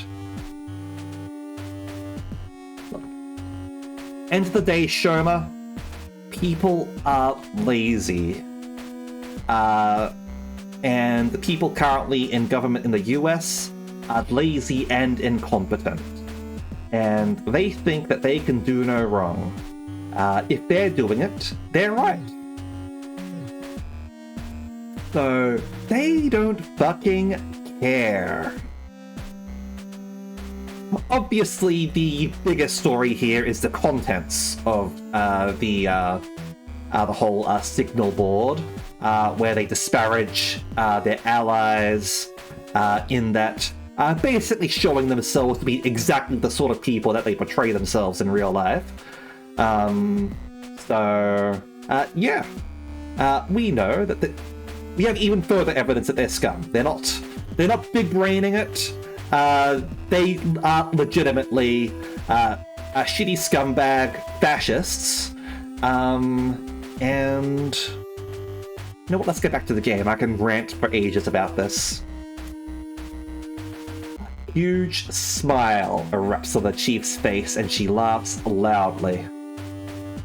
And stupid. They are stupid. This is the stupidest timeline. And she laughs loudly, giving you such a hearty series of pats on the back that you almost launch the data pad across the room. I mean, the way that I'm imagining her smiling here is that gif of Homer Simpson when he sees the Doug Milhouse card in the board game, and his smile just sort of like slowly gets bigger and bigger in his face. That's what I'm imagining there.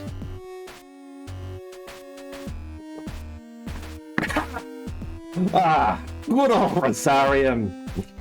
Wiping a tear from the corner of her eye, the Chief maintains her grin. You can always count on that guy to get straight to the point. Good work figuring it out, Lieutenant. See if you can find something useful on that device. I wonder if the Battletech timeline is better than ours. I mean, it does have a whole bunch of nuclear wars during the Succession Crisis at the end of the Star League, right? I recently saw a good meme about that one, also related to the Simpsons.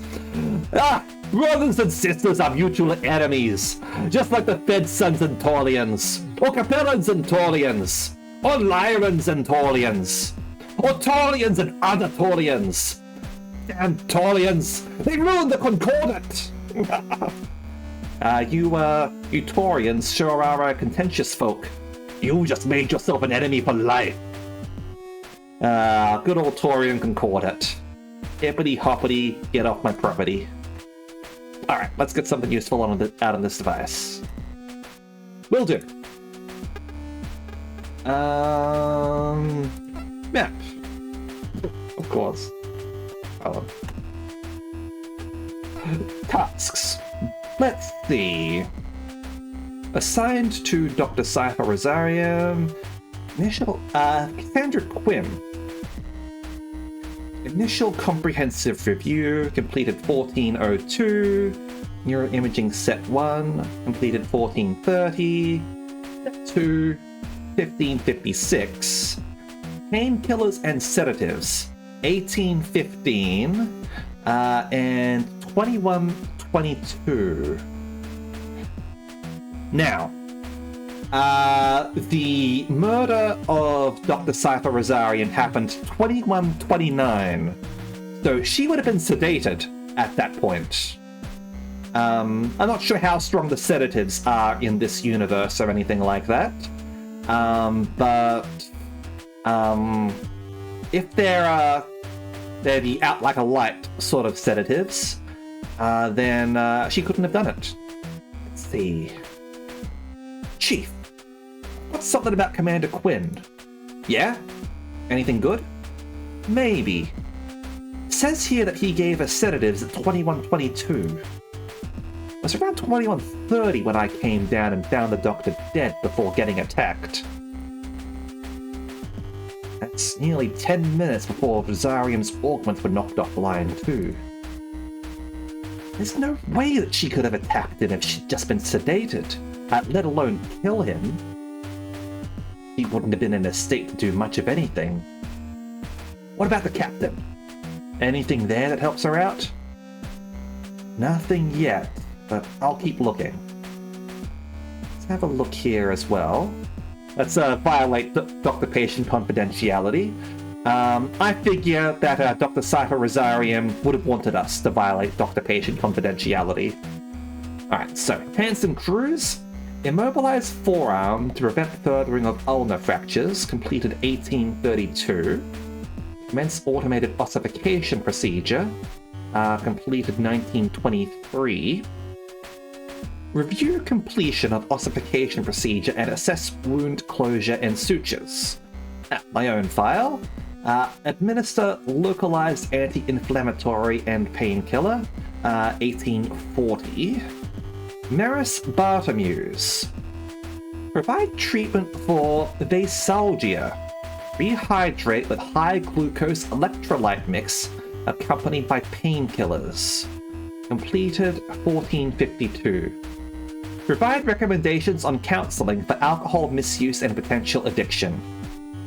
Well, I mean, there's some of our evidence there, right? Vasalgia. What is that? Hangover. There we go.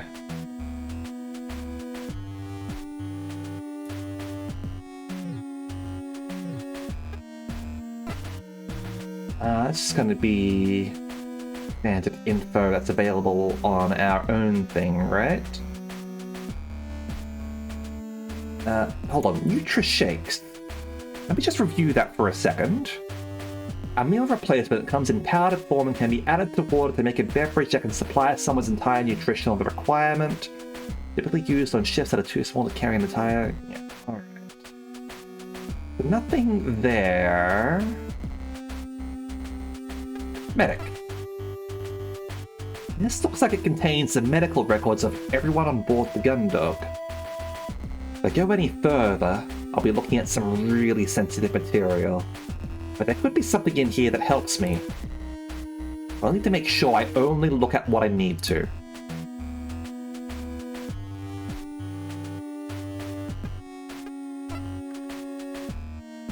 Well, let's start over here, I guess. Here we go, Chief. So, Maris Bartomuse, 97-172, IO Colony 112, O positive. Medical notes, recent update. Attended quarters following notification by crew member 23-4-214-1445. Patient was discovered unresponsive due to alcohol-induced vasalgia. Level of consumption indicates undiagnosed alcoholism. There we go, Chief. Yeah? Just found records for the captain. Says he found her unresponsive due to, because of what? Something called vasalgia. But it says she was unresponsive. So that should prove she wasn't absent on purpose. Works for us.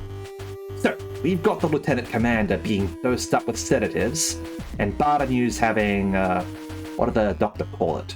Vasalgia? When the power was off.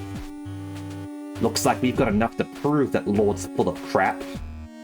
Definitely. This will be really useful. Diagnosed with dysthemia. 9212. What's that? Mild but long-lasting form of depression, also called persistent depressive disorder. Honestly, that makes sense. Oh, Teenage Exocolonist is a really good game. I haven't finished it yet. I know that you're supposed to do like multiple playthroughs for it. It's actually a pretty long game for doing multiple playthroughs. Yeah, it's pretty cool. I forgot about dysthemia being mentioned from that though. But that definitely checks out from her attitude towards things. Has refused antidepressant medications and counseling. Discretion to forego mandatory counseling provided by Admiral Bartomuse. Huh. Chronic hypertension. There we go, Lieutenant. Think that's it? Datapad shows that Quinn and Bartomuse were both out of action when the blackout happened. And we've got information on that pad, as well as what we found out from the doctor himself. That shows there's no way she could be the killer. Hold on a second. I want to check other people's files. Sorry, give me a moment. Mackenzie Cathays. Ganymede Colony 1B, AB negative. Left shoulder joint internally augmented following injury sustained 9/209.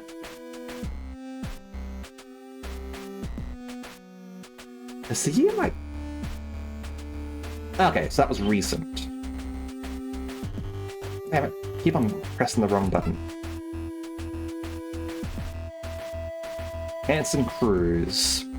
Yep, so recent update. Severe fracture of ulna due to trauma from sudden impact whilst piloting armored frame. Automated ossification procedure commenced and completed by 1923. No indication of long-term damage. That's what I thought. Diagnosed with complex PTSD, 05-210. Only recently, huh? Refusal to attend CBT EMDR sessions.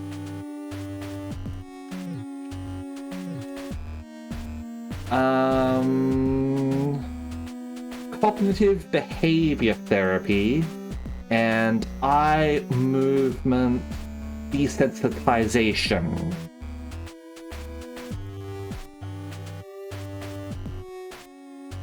Reprocessing. Alright. Dylan D's. Nut allergy. Alrighty then. Dalton. Generalized anxiety disorder. Ongoing treatment SSRI 50 milligrams daily and ongoing counseling. Alara Colony. Vanessa Lord. Okay. Recurring complaints regarding low-impact conditions. No positive diagnosis to date. Potential hypochondria. Okay. Haru. Gas extraction rig. Huh, alright. Investigated for enhanced sensory potential following 3 consecutive wins in Youth Frame Racing Championships. Results inconclusive, further assessment required. So Haru might be a new type, is what I'm reading from this. And Cassandra. Okay, so recent update, patient delivered to sickbay, unconscious at 13:32, 23:04-214. Sudden onset migraines and loss of consciousness as of 23:04-214. Current scans remain inconclusive, indications of neurological condition. Will require escalation to the Colony Medical Center. Scan set 3 provides no avenue for effective treatment. Diagnosed with gastric distress linked to synthetic ingredients in onboard food stores. Ongoing treatment. Standard meals to be substituted for NutriShake powders. 50 gram servings 3 times daily. Alright. Sorry, so let me just load back over here. Okay, yeah. I got information on that pad, well as what we found out from the doctor himself, that shows that there's no way she could be the killer. Should be pretty good for convincing everyone, right? Yeah. What's up? Figured you'd be excited about the solid alibis we've got for the captain and commander. Yeah, the problem is that the evidence leads us to having a hostile on board with a powerful electroshock weapon of some sort that is potentially wearing armor made out of the strange substance. I was just thinking, we can show that it wasn't the captain, and it wasn't Commander Quinn, but... We've still got no idea who it was, right? Someone on this ship is responsible for the Doctor's murder. If we don't find out, he'll be out there. Even if we get Captain Bartholomews back on the bridge, we're all targets, right? We need to figure out who it was. That's a good point, Lieutenant. How are you gonna do it? Well, the data pad got me thinking. The doctor had his logs, right? Not that different from the whole ship. Almost everything is logged. So if we look at the records, we should be able to figure out who it actually was by tracking the crew's movements. But with Lord on the bridge, she'd have the ensigns on us before we got anywhere near the reports. Wouldn't surprise me if she's got a panic button all set up or something. Hey, no problem there. The ship belongs to the chief. We don't need to go through the bridge. Everything on this ship goes through the central computer. We can get over to engineering and take a look at the records there. Easy. Won't the ensigns notice? Don't worry about it. I've got them kept busy in one of the engine rooms. I'll take a look to make sure the coast's clear too. Thanks, Chief. No problem. Let's get moving. Following the Chief's lead, you enter the elevator and the doors close behind you as soon as you enter. After a short journey in silence, they slide open again, revealing the central hub. Just follow me, Denacia. If I see anyone around, I'll make sure to give you a heads up. We only managed to a nod in response before the Chief confidently strides out of the elevator and towards the aft thoroughfare, leaving you to follow her out. Although she makes her way towards the corridor with utmost confidence, you're more furtive, constantly looking over your shoulder and down the other corridors you pass.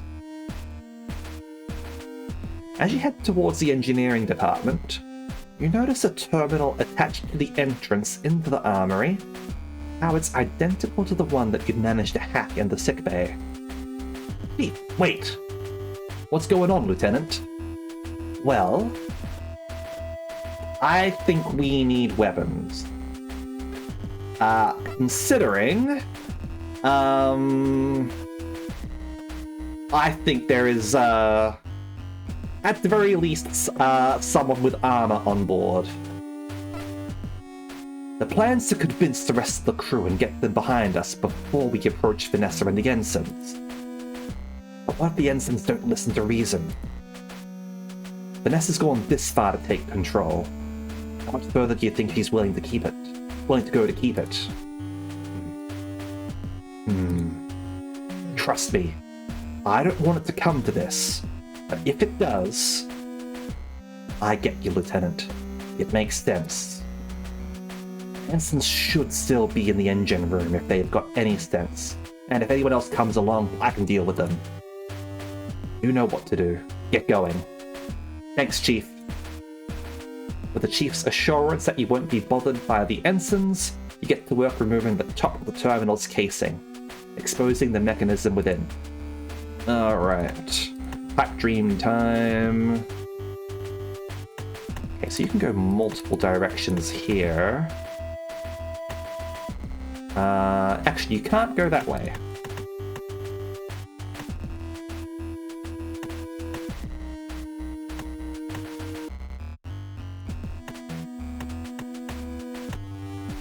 There we go. That was much easier. As you rotate the final node, the electricity is redirected and the door slides open. You quickly slip inside the room, followed by the Chief.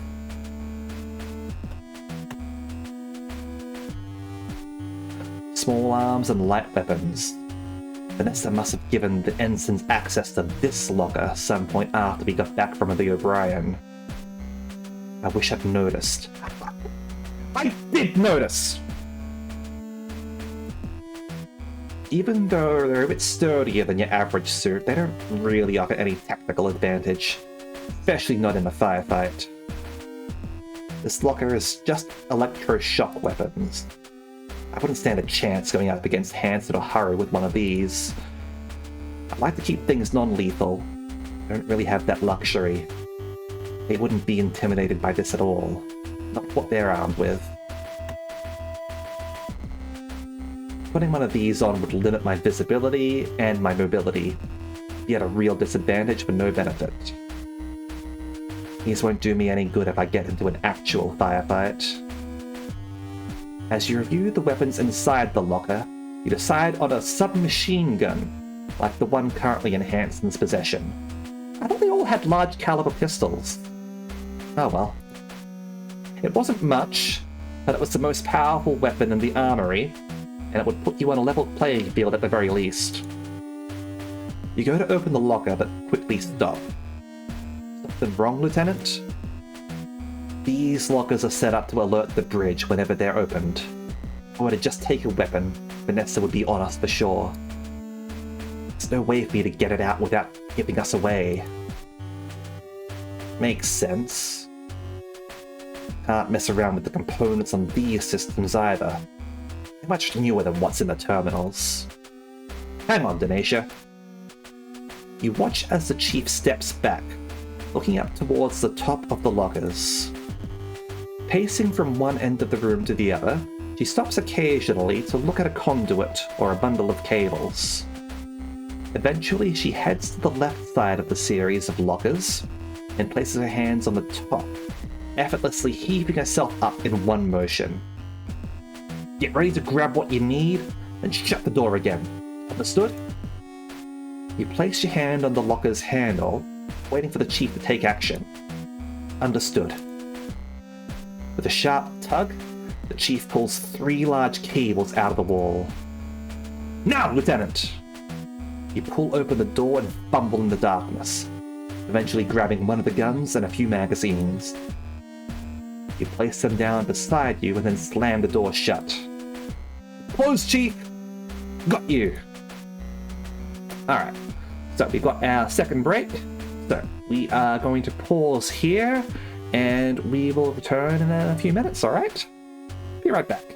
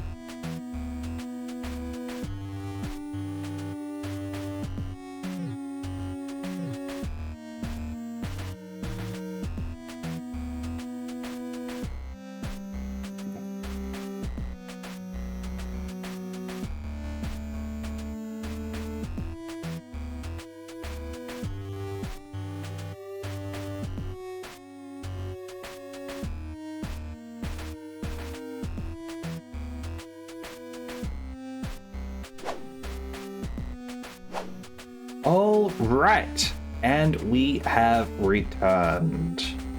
We are now armed with an SMG. Let's go, shall we? With a huff, the chief drops back down to the floor. You look up and past her and see that the cables have been inserted back into the wall. into the wall. Just had to disrupt the circuit the room's on. Might show us a blip up on the bridge, so let's go before anyone comes to investigate. Thanks, Chief. Gather up your weapon and ammunition and leave the room. You got a submachine gun. Now, outside, you take a few seconds to reset the components and replace the casing on the terminal, causing the door to slide shut. Whose bright idea was to give the dog a gun? Mine. It was my idea to give the dog a gun. Also, I'm not a dog, I'm a fox. I'm not a cat either. I'm a fox. You follow the chief down the remainder of the thoroughfare and arrive in the engineering department. How you going anyway, TVPG? Hope you're doing alright.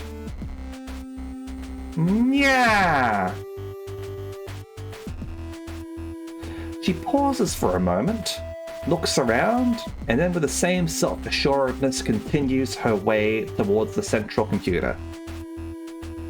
You follow her along the series of catwalks that lead you there, keeping a constant watch towards the engine rooms in case one of the ensigns were to emerge. Fortunately, your journey is uneventful and you arrive at the door. So, what's the plan to get in, Lieutenant? Nothing complicated, Chief. I gotta shoot our way in, right? Automatic weapon that would normally be used if the ship was boarded by enemy forces. Doesn't really feel right carrying it around, but I might need it. I still don't have a shoulder stock for this SMG, so that's gonna be fun trying to wield accurately. Although I suppose, like, it's on a ship. It's not going to be long range or anything. You pull Cassie's key card out of your pocket and present it to the engineer. Takes note of the name on the card. Not bad. Where'd you get that?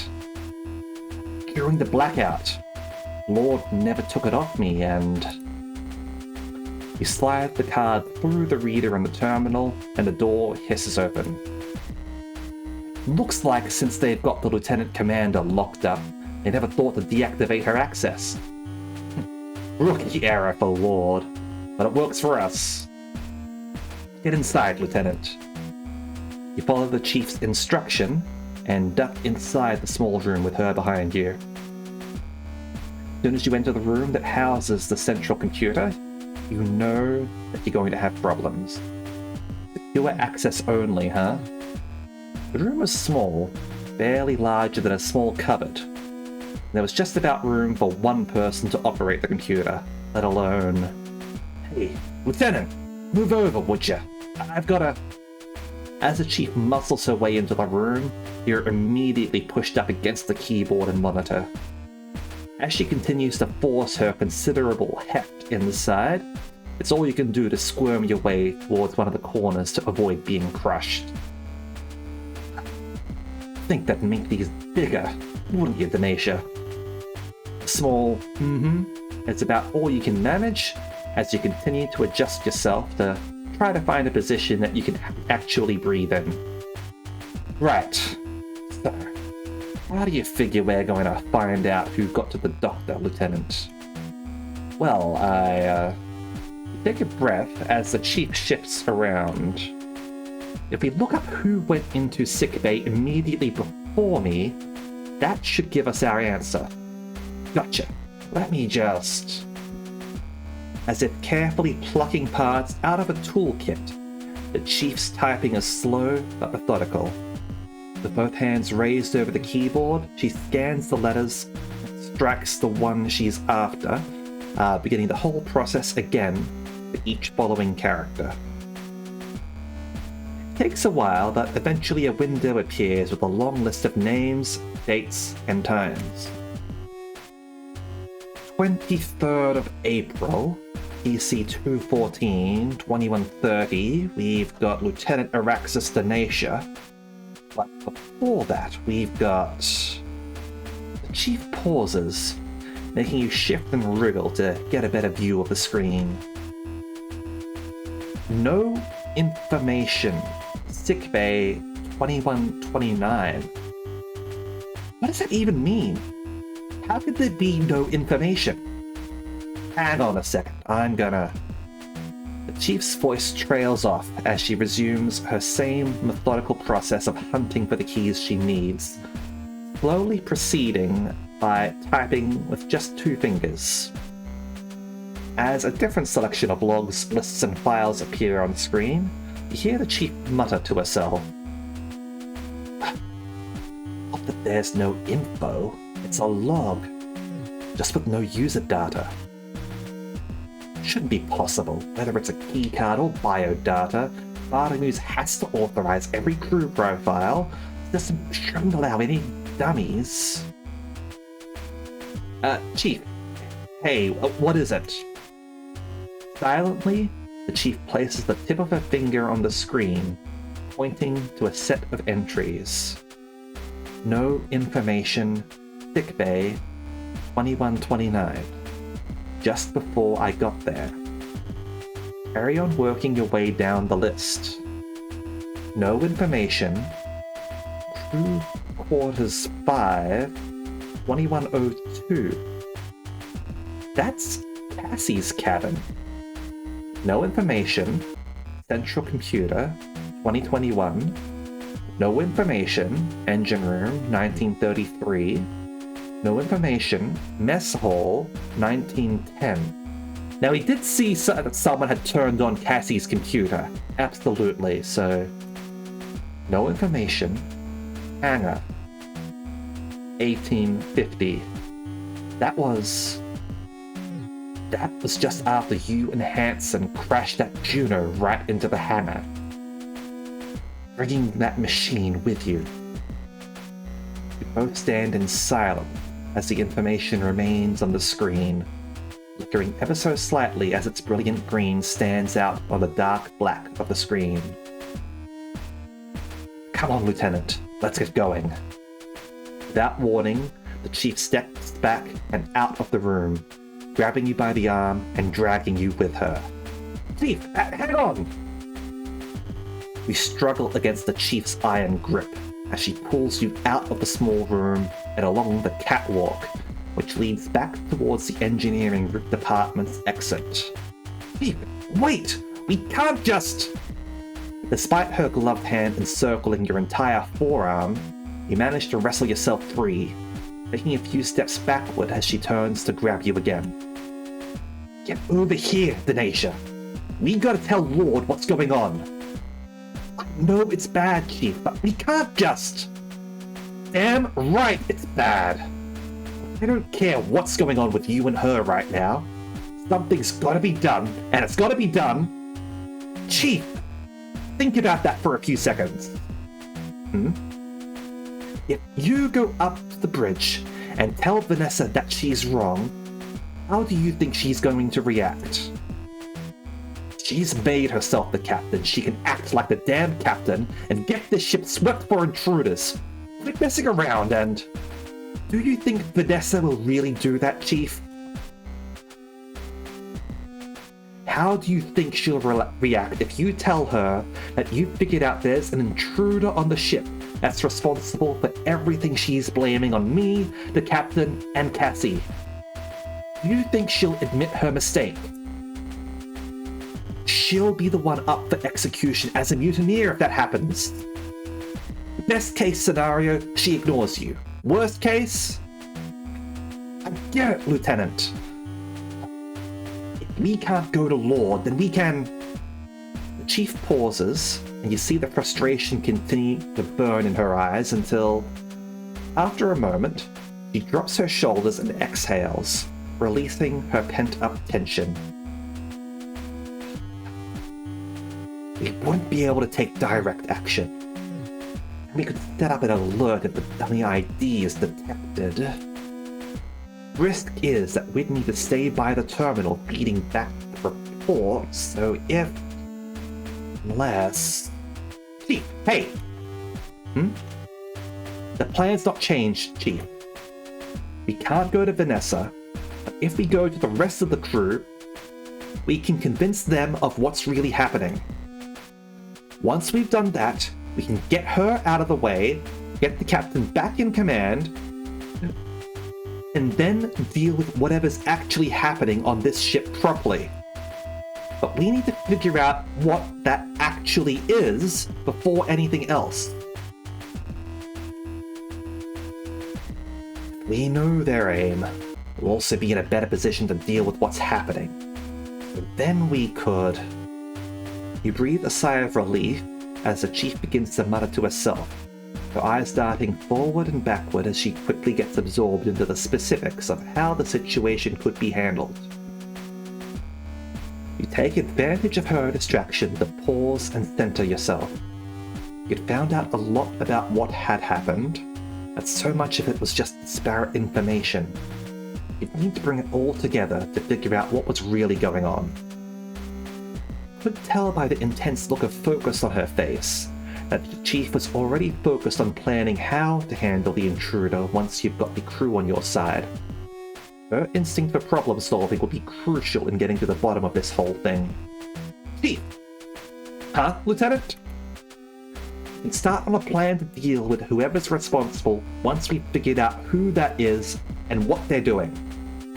But where do we start with that? How do we get this all figured out? Lord's first big claim was that Quinn killed Rosarium. I don't know why he'd be a target. It's not like he...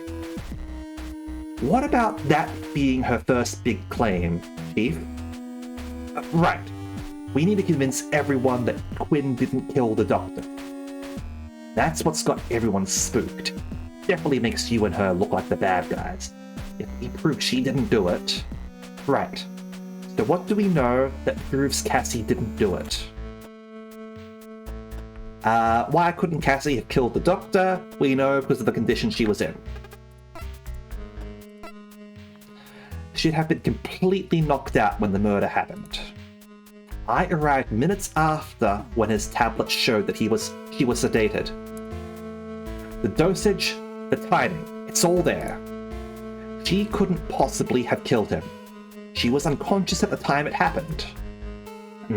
That'd make sense. The sedatives they use for onboard care are pretty fast-acting. Rosarium gave them to Quinn, she'd be out like a light. We've got his logs, timestamp too. Brumley and I had to carry her to our quarters. Girl was dead to the world. She had no reason to do it, versus she couldn't do it, but the evidence of she couldn't do it is clearer. I mean, burden of proof would have to go on the prosecutorial side to prove that she has a reason to do it. Honestly, Vanessa's case is flimsy even then. Like, she's just claiming that she's a traitor. With them, like, both being unconscious, like, out of action at a time when the ship was in danger, and using that to accuse them of being traitors. Like, her evidence was flimsy from the get-go. Whereas we're proving that she couldn't do it, like, just outright.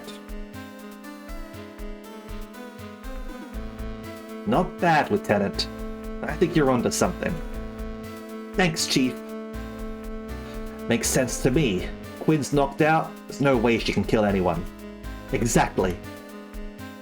Now that we've got that figured out, we can... Your stomach drops.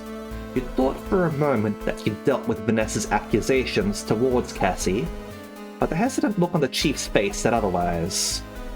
What is it, Chief? Lord's not gonna let it be that easy. Quinn was sedated, sure. Those meds take a few minutes to be effective. What are you saying, Chief? We're gonna need to stay a few steps ahead of Lord, Lieutenant. Get in her head.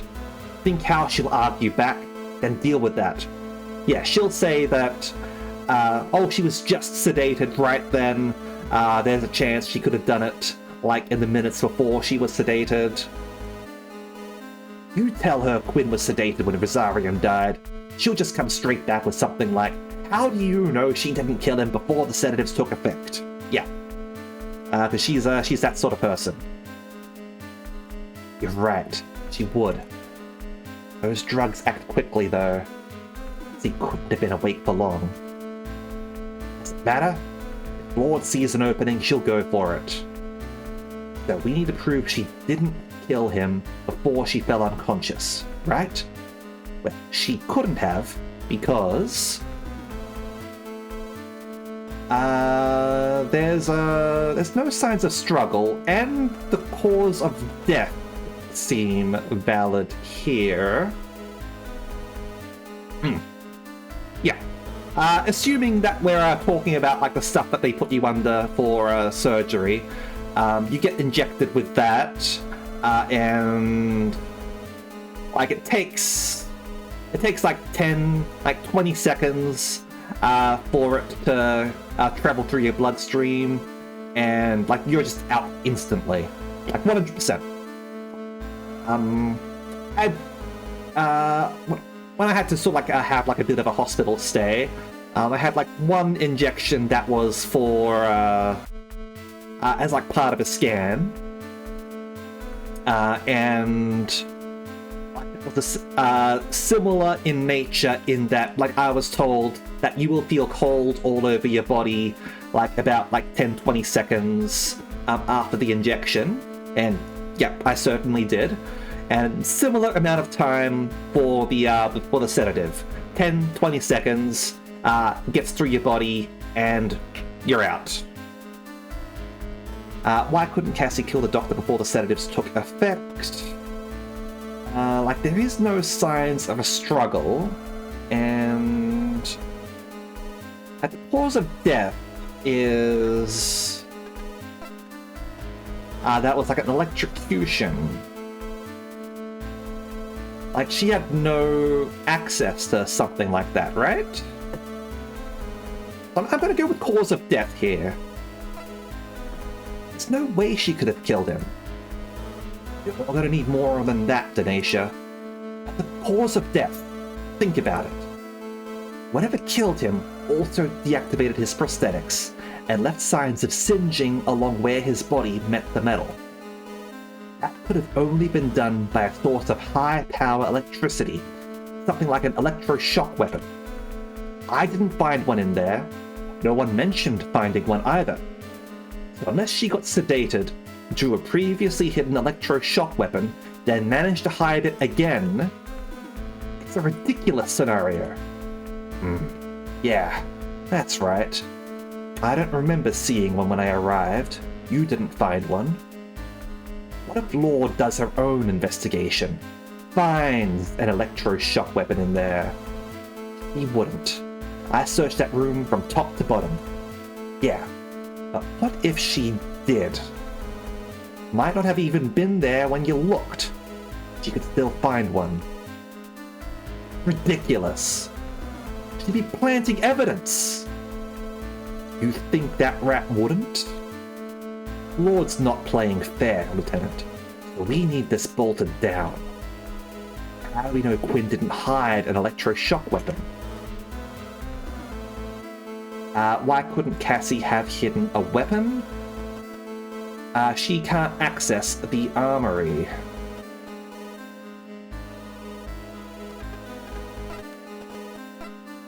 That's simple.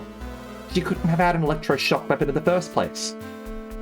You sound pretty confident there, Denasia. You sure? Absolutely. She couldn't have one. She can't get into the armory. Only members of security have access to the armory, and it's the captain that grants authority to crew members to access it. If the captain never granted her access, she wouldn't be able to get in to get one. Although, of course, that would mean Lord could accuse me of providing her with one, I guess. That's a big if. Well, I can prove it easy enough. Running this through the terminal outside the armory will show that she couldn't get in. It's the same reason I didn't ask for your card just now. Wouldn't have worked.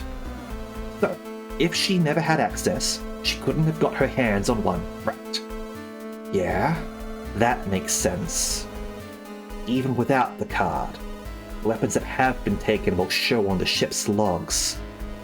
If you're right, the only electroshock weapon down as taken should be yours.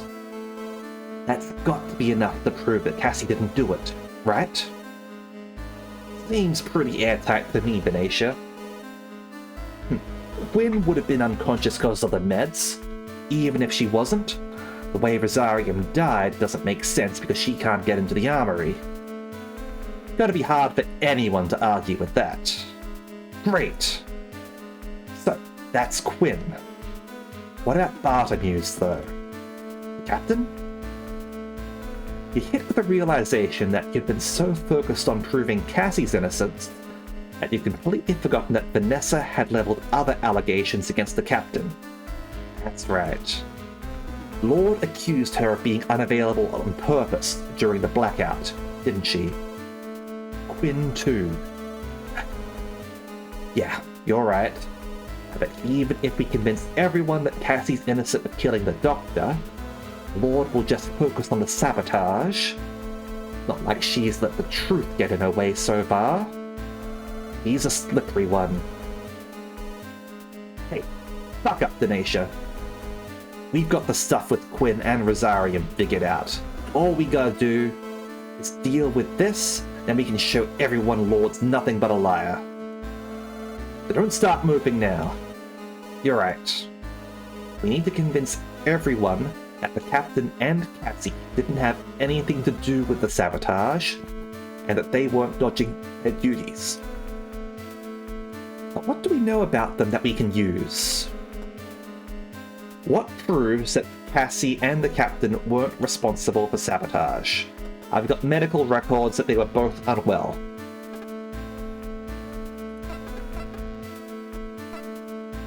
So, Vanessa's argument is that they're both traitors through inactivity, right? That it was a choice. Basically it. Yeah. Using the Doctor's data pad, we can see that both of them were unwell at the time the blackout happened. There was no choice about it. The Doctor made note of what happened to the Captain, as well as all the scans and treatments he gave Cassie. He wouldn't have done that unless he'd found cause to. That proves there was a genuine medical need. The Doctor may have had his quirks, but I don't think the crew will believe he was incompetent or a liar. Yeah, Rosarium wouldn't have done all those scans on Quinn unless he'd found something wrong. The Captain too. He noted a condition and a treatment plan. I think you've got it, Lieutenant. That's it then. The Captain and Cassie both in the clear. Took a while, but we got there. This had convinced me. But... Think bothering you?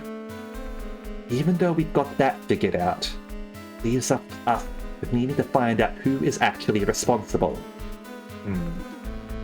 If we can't show who the real culprit was, then Vanessa will just worm her way out of it. Say that the Captain and Cassie are still the most likely culprits. That's a good point. So then, you got any ideas who it was? Yeah, it wasn't either Vanessa or Hansen, it was someone else. I don't think it was anyone from the crew. No. If you think about it, when the blackout happened, no one was in any position to take advantage of it. We were all taken totally by surprise. It didn't seem like something that happened from within the ship either. You'd have figured out what caused it otherwise. Yeah, I reviewed the diagnostics, and although there were some fluctuations of the main grid, that was... Plus, the same thing happened to the O'Brien. It wasn't just the power going off that affected the O'Brien either. Their doctor was also killed. What? Yeah, the doctor on board the O'Brien. I found her dead. Not like how Dr. Rosarium died, it looked more like she was killed with physical force. But the sickbay was all smashed up. That was the same. Then we know that no one except myself had the means to kill the Doctor in the way that we can see he died. But even then, the entry logs for the sickbay show that the bioscanner didn't pick up anyone from the crew going in. Just this no information. And we know when they first showed up. You're saying that whoever was on board that thing when it arrived has done all this. the only way it all makes sense. Maybe they tried to take out both the O'Brien and us, but we were able to get the ship back online. Now, they're trying a different approach. I thought with that much compound covering it, there'd be no way any pilot could get out. The machine didn't have any hatches, no surface details to indicate an access point, nothing on the exposed parts. You might be right, Lieutenant. No one on board has got all the skills needed to pull this off, even if they wanted to. Why'd they do it, though? The laser, or whatever the machine has, could have torn the Gundog to pieces. If it's an enemy pilot, why would they do all this? What are they getting out of this? What is the pilot's motive? I mean, I was about to say that they're a spy, but they went to Cassie's room, right? They must be after Cassie, for some reason. Because she got hit by the electroshock thingy, maybe? Right. This may sound crazy, Chief, but hear me out. Whoever this is, I think they're after Cassie. After Quinn, huh? I'm gonna need some explanation on that one. Well, there's a couple of things. I might be wrong, but I think it's because... Why would they be after Cassie? She has a connection to them. You take a deep breath in. You still weren't totally sure, but with everything you'd noticed, all the odd happenings that you'd picked up on, it felt like the only explanation. You still couldn't quite form a full picture of what was going on in your head, but you knew you were close to figuring it out. You knew that what you'd seen was important. There have been things happening that haven't made sense. On their own, they didn't seem like anything to worry about. Now that we're here, they do. When I reactivated the Gundog's computer, I could hear the same signal that came over the bridge's comms just before the whole ship shut down and Cassie collapsed. I'm gonna find out that Cassie is a space deep one or something like that, and that's why she's suddenly only able to eat the food supplements. The whole thing went haywire. Everyone's crew reports were flashing up on the screen. The only one that stayed was hers. And the whole thing shut down. At the time, I thought the computer had been damaged by the sudden loss of power. But now I have to wonder, what if the signal was coming from that machine when it was on the O'Brien? Why would it focus on Cassie's file? Then, after I got back from the O'Brien, while I was on patrol, I stopped by Cassie's quarters and someone had loaded up her terminal. Back then, I figured she'd left it on, but the logs showed that whoever No Information is, they'd gone into her quarters. They didn't enter anyone else's. Why her? She blacked out when she heard that signal too.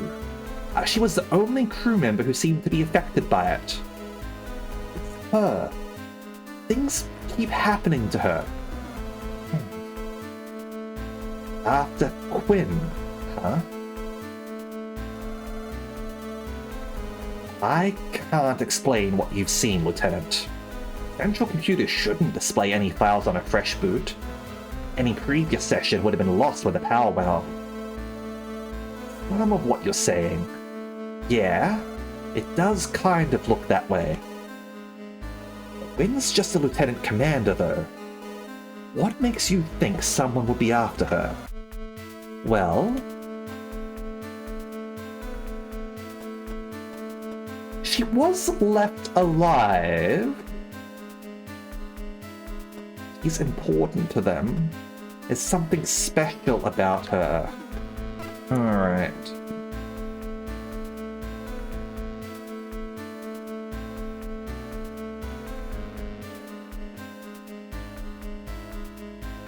I mean, I was left alive as well, right? I don't think that quite works.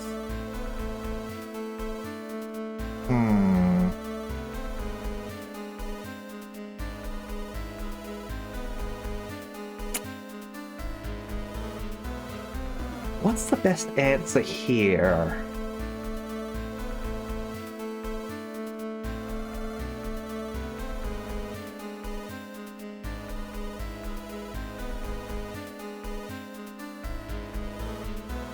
I don't know. It's gotta be something to do with the food. I can't prove that she's important to them. She was left alive. I was left alive as well, so... Leaves this one. It's not the best, but we're gonna try it. It's just... You know what you're trying to get at. The point that can prove your theory. A piece of understanding that will let you see it all clearly. Feel the concepts in your head begin to crystallize into something substantial. Still moments away from being able to comprehend everything that was going on. It's just something special about her. I know there is. Something special that... The edges of the chief's mouth twitch, beginning to draw back into a disapproving sneer. You know you need to do better to explain what you mean if you want her to believe you. I know she's special because of how they left her alive. How they left her alive? That's right. In the sickbay, they didn't harm her. We are gonna go with the left alive thing? Is that what we're gonna go with? Hold on.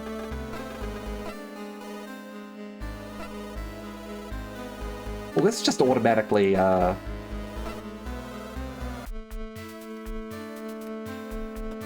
clicking there, that's a little bit awkward. Let's... How they left her alive? How they left her alive? That's right. In the sickbay, they didn't harm her. When I got there, the doctor was already dead. I didn't see anyone head down into sickbay before I did, so they must have gone down there at least a few minutes ahead of me. They would have had plenty of time to kill her as well. But they didn't. They left her alive. You survived your encounter too, Lieutenant. Don't you think that maybe killing the doctor was an accident? I mean, yeah, that's sort of what I was getting at as well. But that's only because Hansen raised the alarm after he noticed them attack me. I was lucky that blow didn't kill me. Easily could have. And if Hansen hadn't pulled the alarm, I'd have been able to finish me off just like the doctor. So they kill the doctor, they attack me. Why was Cassie left unharmed? Alright, I forgot about that. It has been a little bit, so... They wouldn't have left her alone unless they wanted her for something, right? The Chief goes quiet as a pensive look crosses her face. Her eyes look downward before they start darting back and forth. A telltale sign that she's deep in thought. This time, though, there's none of her usual mumbling. Instead, she's completely silent, although you notice her lip twitch ever so slightly. You trusted the Chief. That was why you'd gone to her to help you through this. You couldn't convince her about what you were thinking, or at least give her enough reason to have faith in you. There was no way you'd be able to get the rest of the crew on your side. She seemed to think you were right about the doctor's death and the sabotage, but could you convince her that Cassie was at the heart of this? There could be a lot of reasons they didn't kill her, Denasia. That she was unconscious, so wasn't a witness. You really think this is what it all comes down to?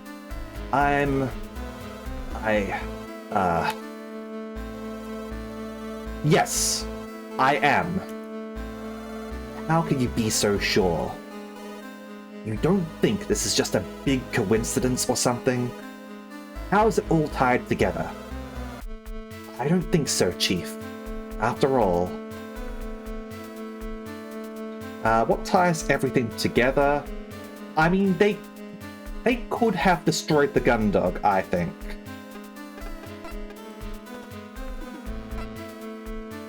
What about the fact that the Gundog is still in one piece? That craft, whatever it is, it ripped through the O'Brien like it was nothing, and then made it all the way to the Gundog. Why didn't it just destroy the ship then and there? Hansen and I saw how powerful its beam weapon is. It sliced through the O'Brien's armor with ease. If we'd been caught by the beam in our Juno, it would have been vaporized in a second. Why didn't it destroy the ship when it had every chance to? Why did it go dead at the exact moment it did, when we'd fly it right into our hangar? Why is the ship still online when that thing could knock it offline with a single signal? Why did all of this happen? And why does everything keep coming back to Cassie? The chief stands silently in front of you, imposing and quiet. There was a passion and a fury in her amber eyes. Something in her look made you feel like you were being disassembled, like a machine being examined for fault. Have you gone too far in pushing your point? Was this the wrong direction to take? Had you missed something? I get it, Chief. I know it all sounds nuts. Everything I've seen, it's really... You're onto something, Lieutenant. Chief? You think so? Gotta say, what you're putting forward, it tracks with everything that's happened. The timeline, what we've seen. With that all in mind, seems like Quinn's definitely got itself caught up in something. Of course, that's what's going on. They're not going to stop now that they're so close. Probably going to try something else. No time for messing around anymore, Denasia. We need to get the crew together. Screw Lord's games. Thanks, Chief. I'm glad that you heard me out.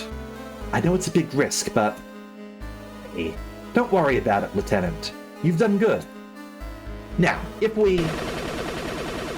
Is that? Without thinking, you sprint away from the Chief and towards the entrance into the aft thoroughfare. Get back here! Despite the Chief's call, you continue towards the sound of gunfire that tears through the air. Well, let's save the game here. This is As a security officer, you knew this was your duty, but beyond that, you had a terrible feeling. What if you'd realized everything too late? You dash out of engineering and down the length of the corridor, the sound of gunfire reverberating through the long hallway. A piercing staccato is beaten out into the distance, and you drop to the floor as bullets punch through the space around you. You scramble back to your feet, bolting towards the central hub as a flurry of shots answers the volley you'd narrowly evaded. Another burst of gunfire cracks through the air just after you dive out of the thoroughfare, a clatter of bullets striking the wall behind you. More shots fly past as you scrabble along the floor, finally finding safety by pressing yourself up against the wall adjacent to the Forsyth Thoroughfare's entrance. Denasia! What the hell are you doing here? The two ensigns crouch on either side of the entryway. Hansen looks at you in confusion as Haru leans around the corner, firing up another burst. I thought you guys were in engineering. I thought you were in the corner there. Does it matter? What's going on? What does it look like? Damn it! Haru quickly ducks behind the corner, just as another salvo pierces the space they'd stood in. Hansen responds in kind before returning to cover. Who is it? Friend of Quinn's, looks like. What? You lean around the corner, trying to catch a glimpse of the attacker, as Haru takes the opportunity to fire back. Who?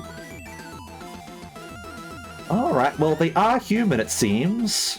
They are decked out in armor. Wait!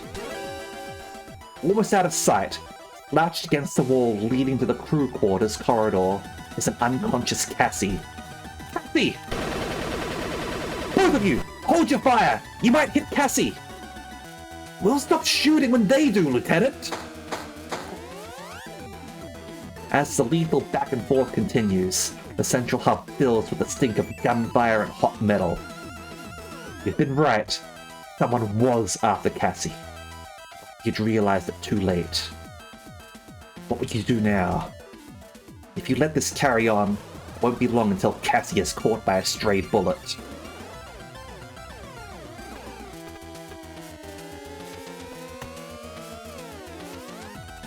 Through the chocolate! I'm sure this would go down well, but I can think of someone who'd enjoy it more. Alright.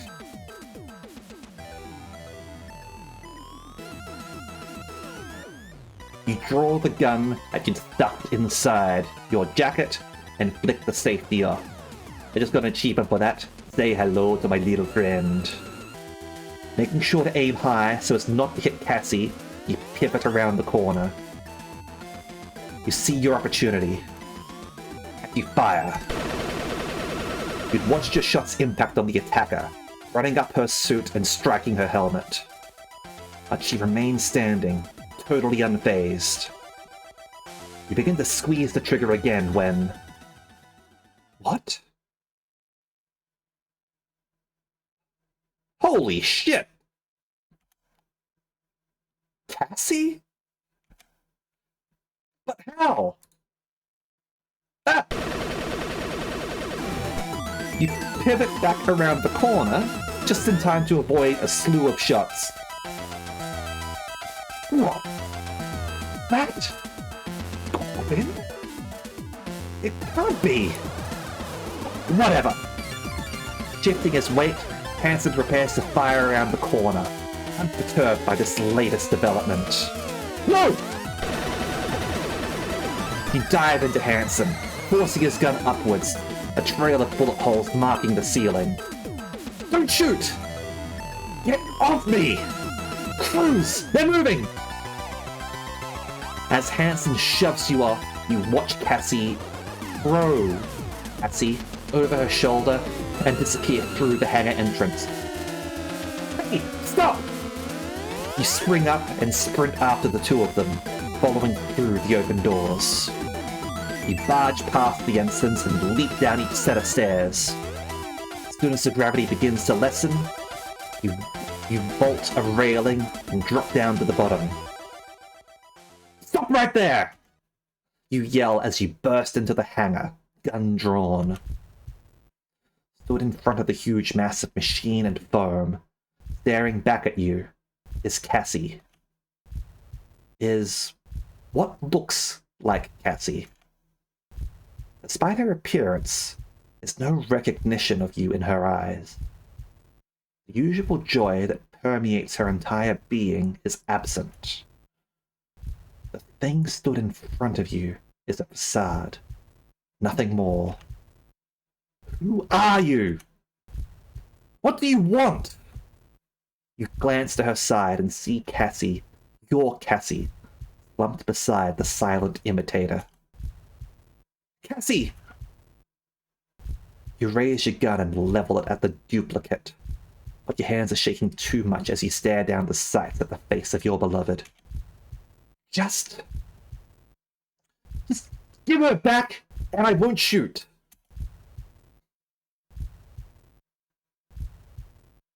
A slight movement catches your eye, and you look past your target at the entombed craft behind her.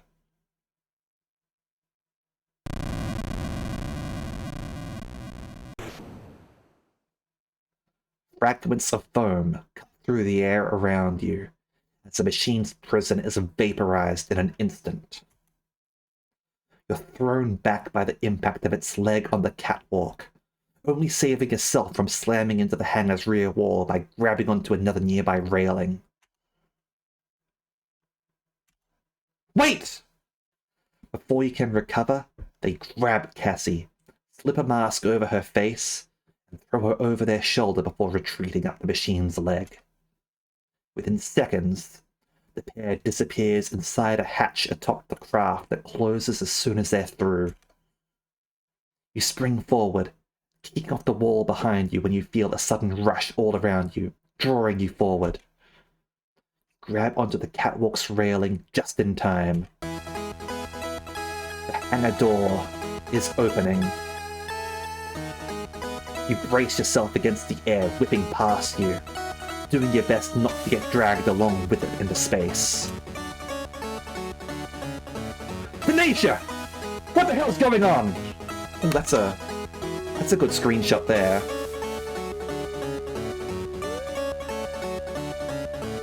You hear Hansen yell over the rush of oxygen and glance back to see him and Haru hanging on to the hangar's entryway.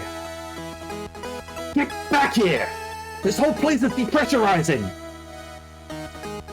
They've taken Cassie! We've got to get her out of here!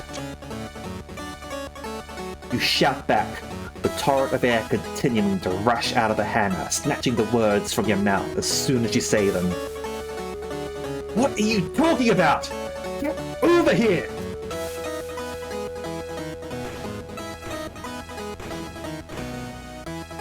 You feel the machine's steps reverberating around you as it stops its way out of the hangar.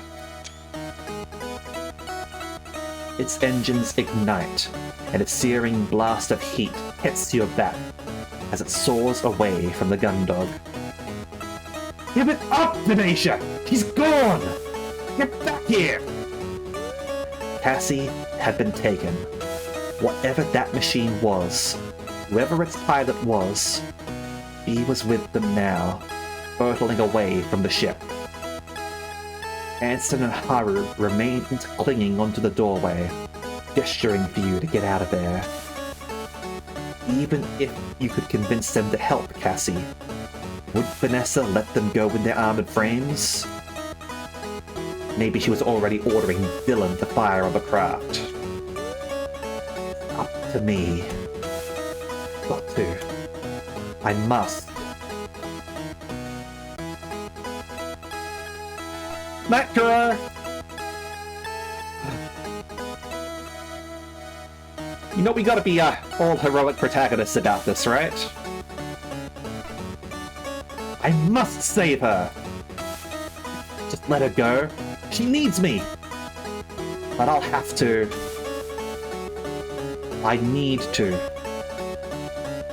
I need to save Cassie. I need to save her. It's up to me. I don't. No one else will. But to save her, I have to. I have to save Cassie. I have to save her. She needs me. She's counting on me. This is it. I'm going to save Cassie.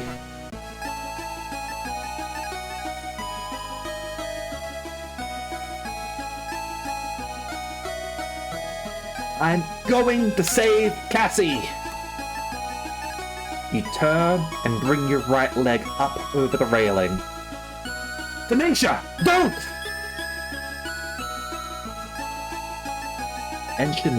The ensign lunges out to grab you, but he's too late. You throw yourself into the void of the hangar and are snatched away by the vacuum. Just about manage to grab onto the Juno as you fly past it, your arm nearly wrenched from its socket by the force. Despite the pain, you hang on and pull your way towards the access panel by the cockpit, fighting against the rush of air that continues to buffet against you as you input the series of commands to open the hatch. As soon as it's open, you clamber inside and grab an emergency oxygen mask, feeling it over your face as you activate the armored frame. Hitting the combination of switches and buttons required to start the machine, you feel a dull rumble, followed by swell and vibrations, as the systems throughout the cockpit are illuminated, one by one.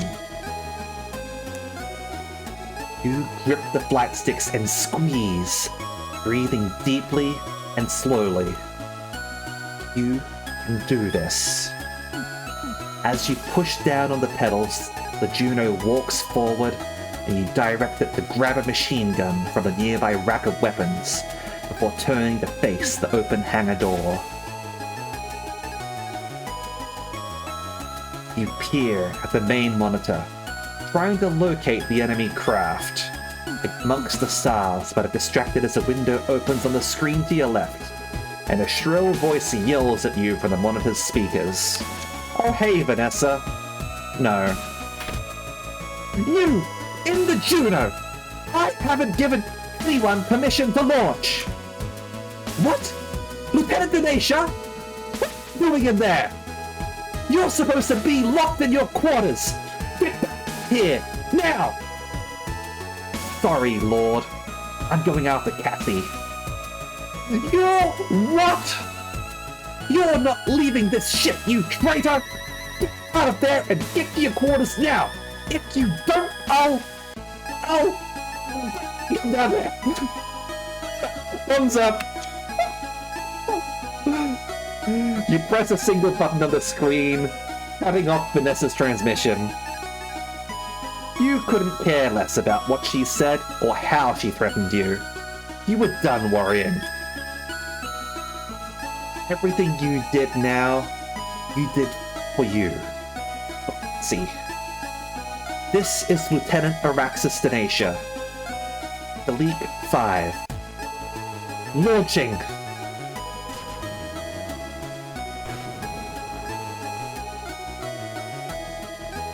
Vanessa!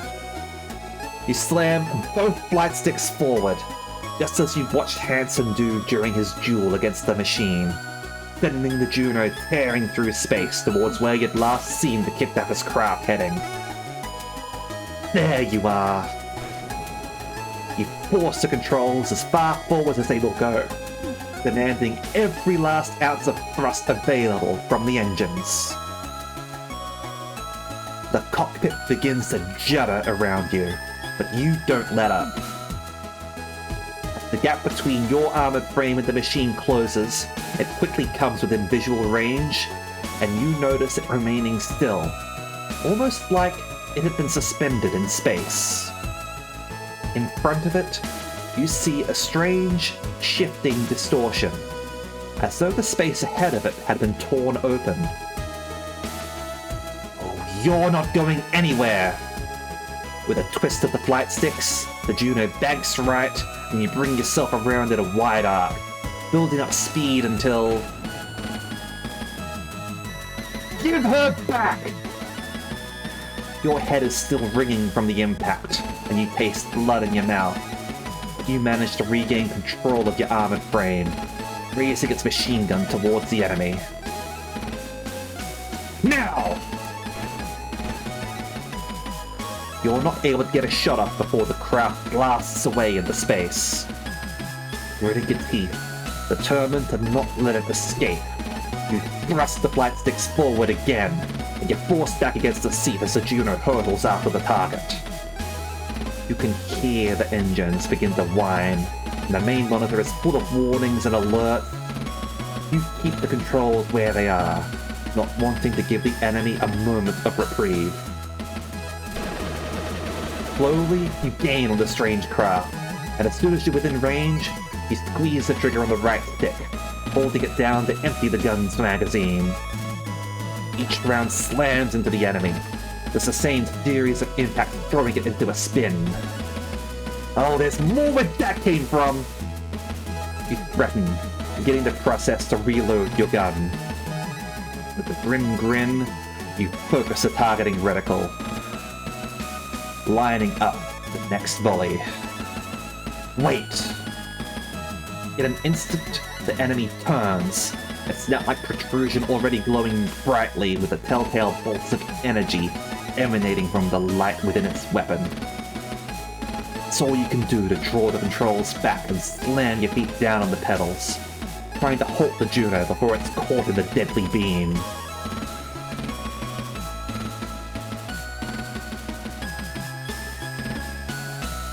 luck more than skill, you managed to prevent the blast of energy from cleaving your Juno clean in half. But now alarms filled the cockpit, and your warnings cluttered your monitors as you realized the armored frame's left arm has been sheared off. You struggle with the controls as your off-balance machine careens through space, its fine calibrations now thrown off by the loss of the limb. You manage to reorient yourself, only to see the enemy's cannon pulsing with energy as it prepares another devastating shot. No! Damn it!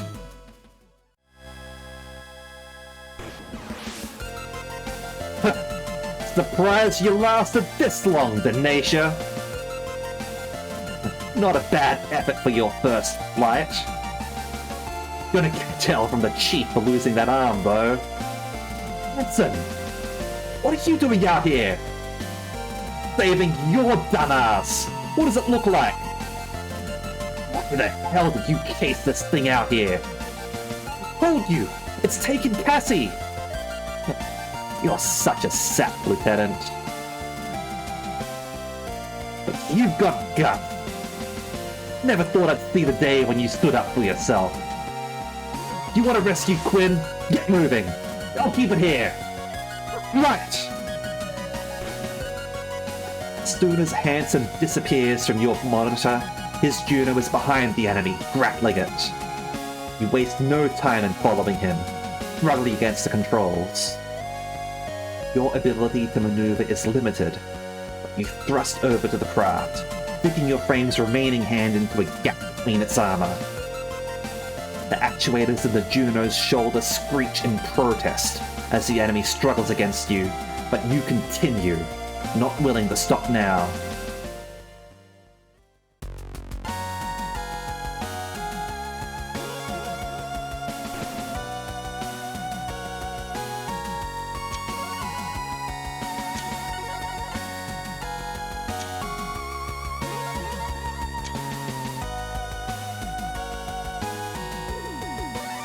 You gotta save the girl at the end. See, Araxis! You pull Cassie into the Juno's cockpit, closing the hatch behind her. As you float together in the enclosed space, arms wrapped around each other, you savor the moment. If it was possible, you'd never let Cassie go again. With a sigh, you release her, taking both her hands in yours. See, you are right. I think so.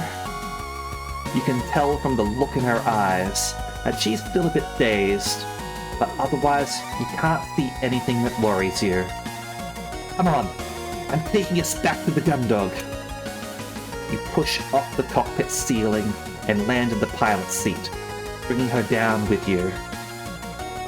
After the two of you had sat down, you strap yourself back in and take a firm grip of the flight decks. Hold on tight, we'll be there in no time. You gently push forward on the controls, easing the Juno's engines back into life, as he wraps her arms around you, nuzzling as far into your neck as she can, given that you're both still wearing emergency masks. You breathe a sigh of relief. The Gundog grows larger on your screen as you slowly fly towards it. The enemy machine has been taken out. Cassie is back with you. Everything is all right again. There might still be things to deal with when you get back to the ship, but at least Cassie is safe beside you. Oh, absolutely. As I sort of said, he's got PTSD, and we're a big part of it, and he's refusing treatment for it, so that's not going to be helping at all. Obviously, you have to take responsibility for your mental health issues, and that's not something that he is doing. But who knows? Maybe he'll be able to change. And maybe this helps him out. Maybe seeing us act the hero is him taking a step forward on his own. I'd still urge psychiatric help, absolutely. But this has to be something to help out. Yeah, at least Cassie is safe beside you. You let out another deep breath, unsure whether you want to laugh or cry. Instead, you relax, loosening your grip on the twin sticks and gently resting your head on Cassie's. Bringing your right hand up, slowly stroke her hair. Your armored frame continues its slow flight towards the ship. The only noise in the cockpit is the dull hum of the engine's vibrations, and both of you breathing softly. Araxis. You sit up slightly and look down at Cassie, who's still burying her face in the crook of your neck. She spoke so softly, you weren't even sure if she'd actually said anything until she begins to speak again. What's going on, Araxis? I remember getting taken to my quarters, and there was this woman, gunshots. Now I'm here. I think she wanted to take me somewhere. I could feel what she wanted. It's going to be somewhere really far away from you, from everyone. You continue to gently stroke her hair, your fingers working through the strands to run gently down her neck and back. What happened? You're silent for a few moments, but actually take your free arm and bring it around her shoulders, drawing her in tighter. I don't know. Don't know how to find out either. But whatever happens, I'll be here with you. I won't let anyone take you away again. I promise. You can feel a gentle pull on the fabric of your shirt as Cassie balls her hands into fists, clenching material between her fingers and palms. I love you, Araxis.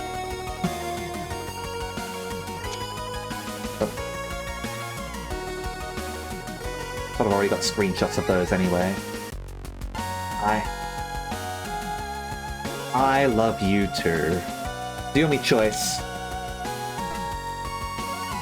That's the first time you've said that to me.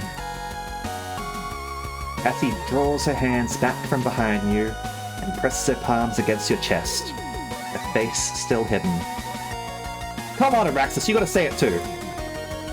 You stare down at her, your heart full. As you gaze down on her, she begins to squirm and fidget, once again clasping the material of your shirt in her hands as she balls them into fists. I love you too. With her pressed against you, it's easy to feel Cassie tense up for just a second before her whole body relaxes. So obvious that she's relieved. You can almost feel it too. After another brief stretch of silence, she sits up, looking you in the eyes, hers moist with tears. This. What the hell? Another one! Damn it! Before you can react, this new craft, identical to the one you just tore Cassie from, is upon you. Claws at the end of its leg-like limbs clasping tightly around the Juno's torso. Now go away, fucking adults. Game's still playing. You fight with the controls, causing the armored frame's engines to scream as you push them to their limits, attempting to escape the machine's grip. Hanson! Dalton! Anyone, help! With alarms blaring from the cockpit speakers and warnings filling your screens, it's almost impossible to make out what's happening. You're just about You're just about keeping you and Cassie out of the rift in front of you. But even that is straining the Juno's engines to the point where you know they can't take much more. Just go, Araxis! What? Cassie! I can't leave you! It's me they want! I can feel it! The tears of joy that had filled the corners of her eyes now run down her cheeks, being turned to sadness. They're not going to stop until they have me! Take a rescue buoy and eject! Let me go! No! I'm not leaving you! More tears flow down her face as she grasps at your chest. You have to! They won't stop! I can't win! Just let me... I said no! You take a hold of Cassie by the shoulders, looking deep into her eyes. You know she's right. You can't win. But you're not giving up now. I told you, no one was going to take you away from me. If they're taking you, they're taking me too. Grab Cassie with one arm and slam the flight stick forward, sending you speeding towards the shear in space. With a roar, you all plunge into the rift. You don't know why it wants Cassie. You don't know where it's taking her. But you know one thing. You won't be alone.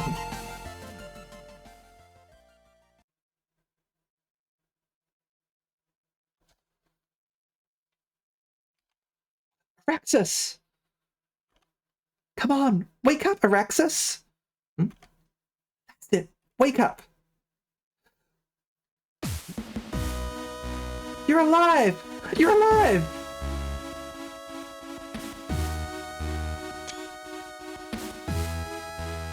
Oh, I've lost you! What happened? Cassie? Oh, darling, thank God. Welcome back to the land of the living, Lieutenant. That's a whole carton of smokes you owe me, Cruz. What? What? Yeah, whatever. Didn't think the Lieutenant was going to be this tough. Guess you're full of surprises, huh, Denacia? What's going on? Me and Cruz had a bet on whether you were going to make it after we popped your cockpit hatch, and down you slumped over the controls. He figured you'd used all your luck up. Not me, though, Lieutenant. I knew you wouldn't let something like that take you out. You've been showing you got serious guts lately. That's obviously not what they're asking about. As Cassie and the ensign squabble, try to marshal your thoughts and memories. Everything feels disconnected, jumbled.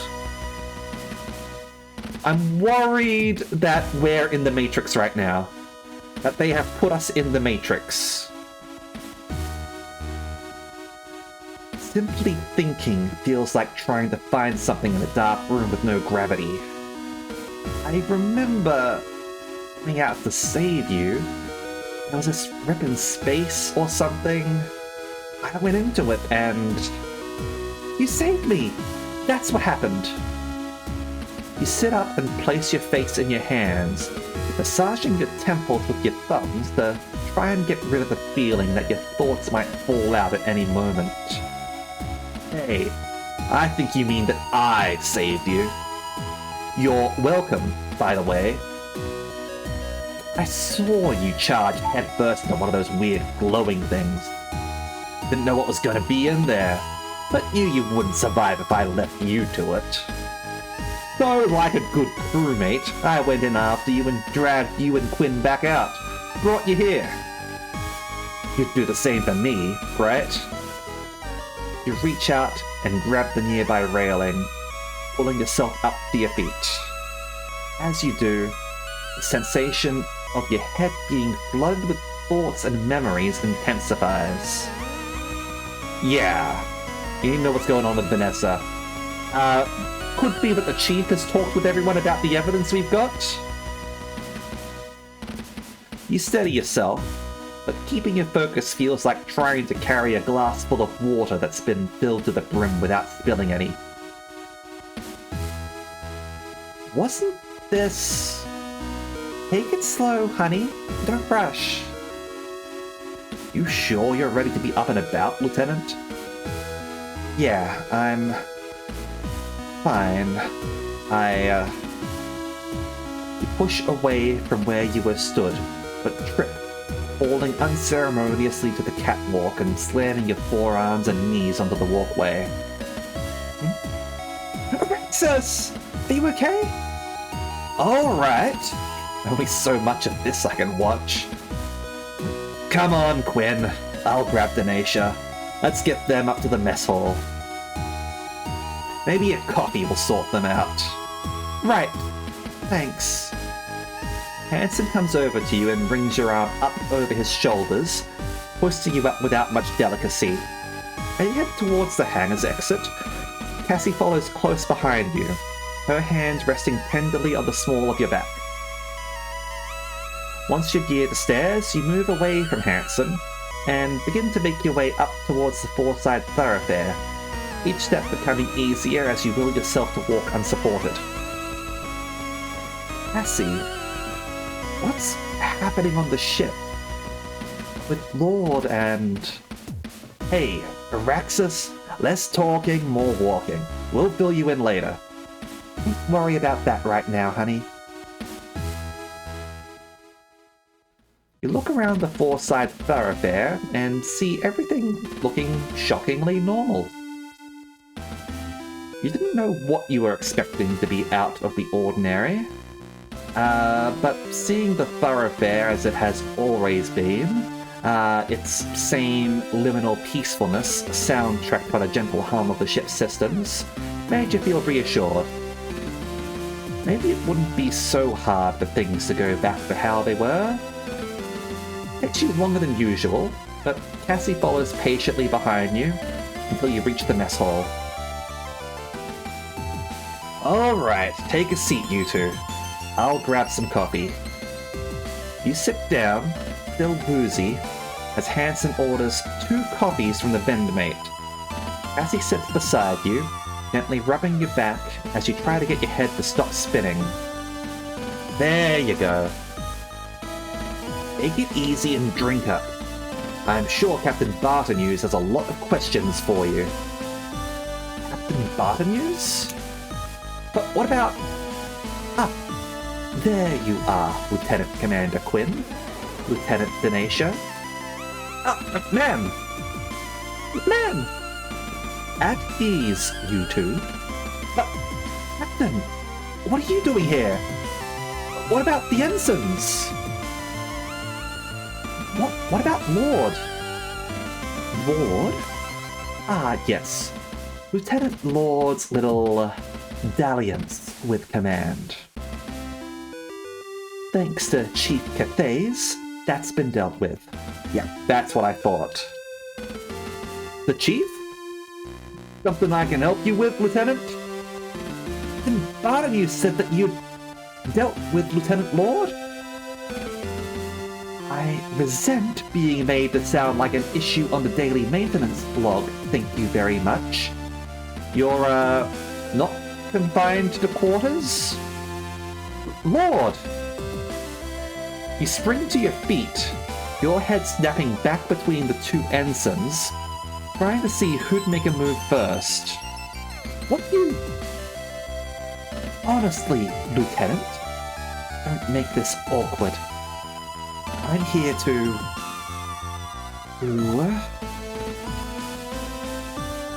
Come on now, Lieutenant. Let's hear you say it.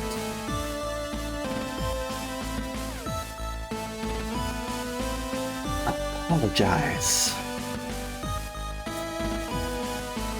It seems that based on what happened in the Foreside thoroughfare, your actions out in space, what I was told by the crew, I made a mistake. Oh, I thought I'd apologize. Sorry, Captain, Lieutenant Quinn, everyone. Oh, that's okay.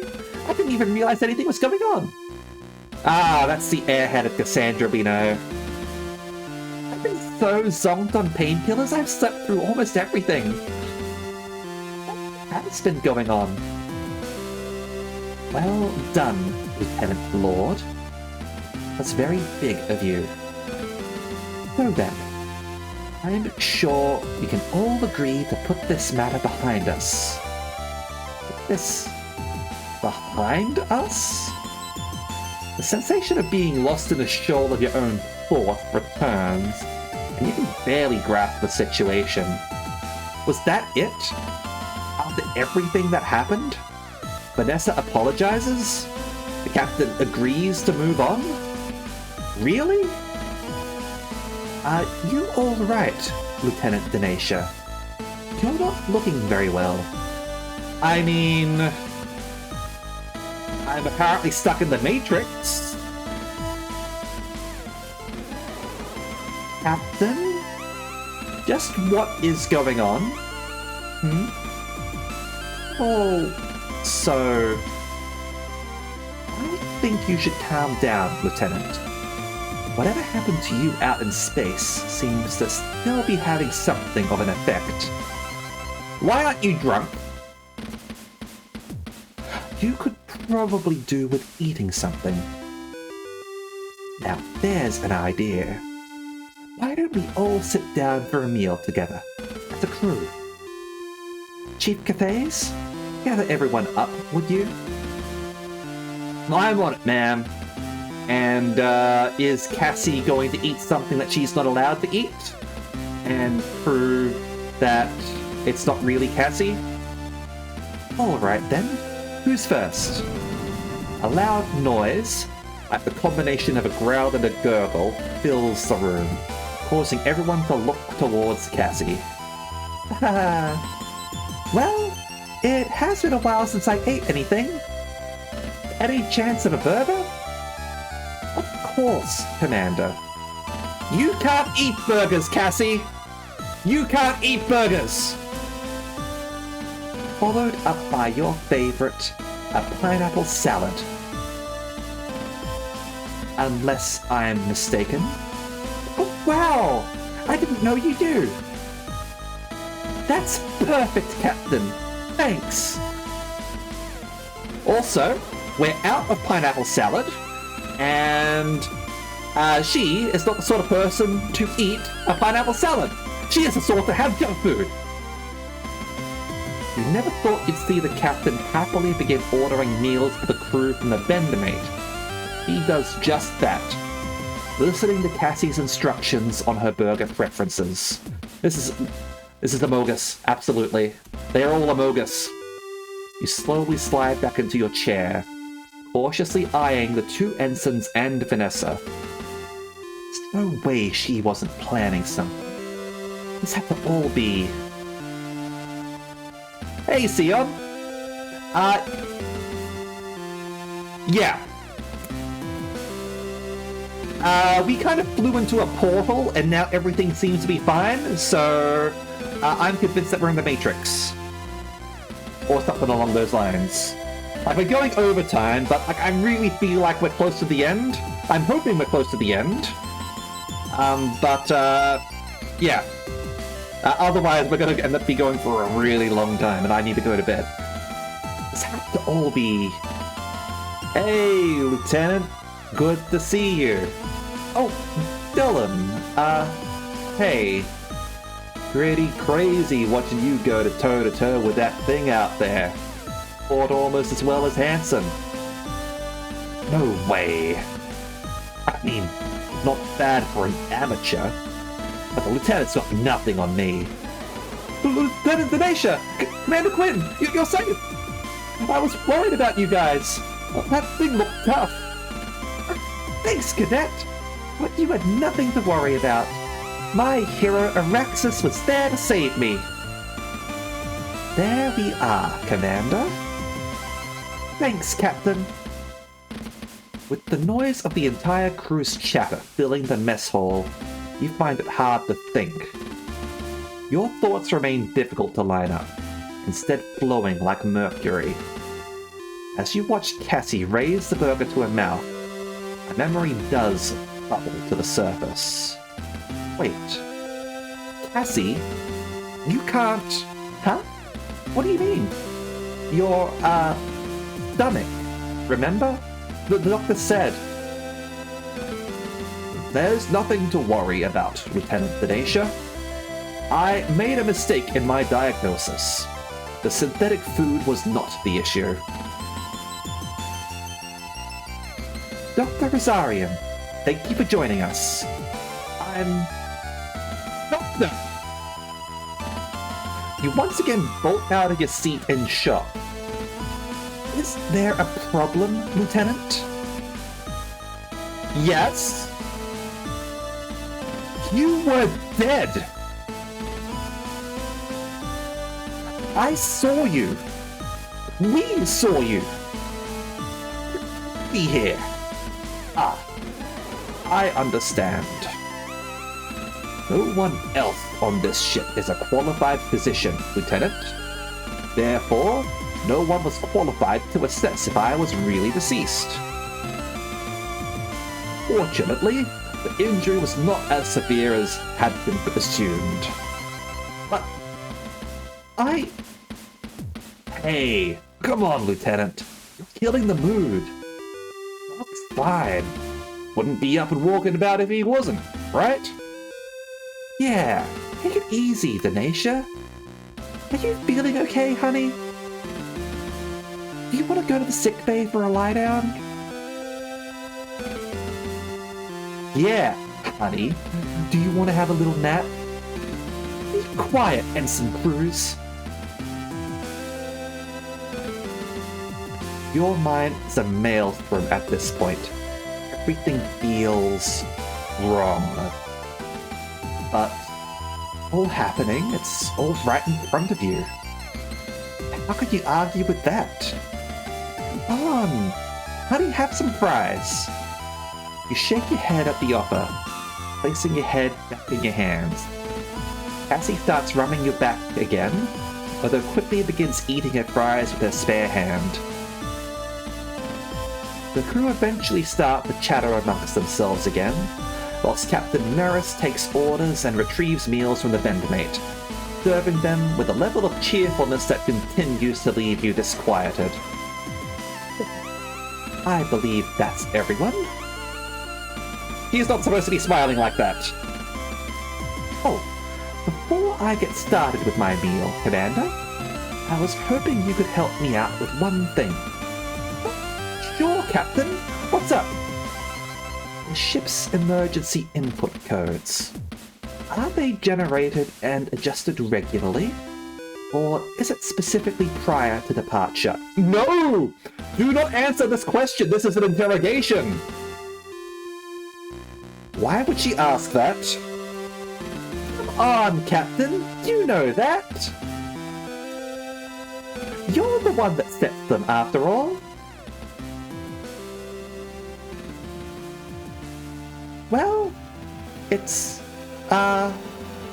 initially prior to departure, then every 5 days or per enemy encounter. Yeah, the music's all messed up. Whichever comes first. Of course. Thank you, Commander. No problem. Since the captain asked, Quinn. Oh, yes, Vanessa? At what distance do we typically start transmitting our security clearance prior to announcing we intend to dock at a colony? What are these questions? Oh, that's, specific. I mean... And, once we've been cleared for approach, is our docking confirmation signature specific to the ship, or does it depend on a combination of factors? Hey, you're just a cadet. I don't think you need to know that. What's the makeup of the Europa Garrison Force? Guys, I'd really like to finish my burger now, if you don't mind. What's the target time for a colony defense force's mobilization? Well, you look up to see the whole crew staring at Cassandra, a look of malevolent intent in their eyes. Does the JUCF implement a series of local data stores, or is it transmitted across a large-scale network? Guys? What frequencies are emergency requests transmitted on? What are you asking this for? Guys!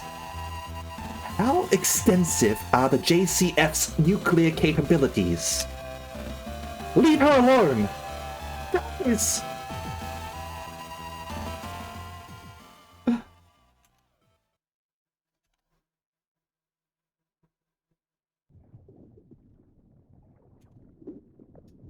Another failure. Which incompetent calibrated this engram harvester? It's not subtle enough. We've been having difficulties in ensuring that the harvesting process is suitably... I don't care what you're having difficulty with. Rewrite the program to be more congruent with the query context, then run it again. Understood. We've had enough time to develop this. These failure rates are inexcusable. We've got these gather clones' neural pathways mapped out. This should be simple. Yeah, Cassandra's a gather clone, apparently. Send a fake human in, gather information, get them promoted to the right position, and then come back with the data. It's bad enough that Unit 00's jump drive malfunctioned. Are you telling me we can't even get the information out of the gather reliably? Well, she'll keep for the time being. At least we'll have time to finesse the system before we start receiving more. What about the other one? The other what? The other sample. The one the hunter captured alongside this gather. Oh, them. I'd hoped that having them in the simulations with the gather might help, since they seem to have some sort of relationship. Fortunately, since their DNA isn't compatible with Mother AI, we can't run a specific engram harvester. Shouldn't we be able to run a linear review in real time? If you want to waste your time, be my guest. Hopefully, going through recent events again from their perspective could uncover some more information. You're certainly welcome to try. If you do find anything pertinent, notify me immediately. Understood. Oh, one more thing. Do we have the output of the engram harvest we carried out on the additional subject? Confirmed. It's been archived. Under which digital lobe? It's in the default mode network. Node?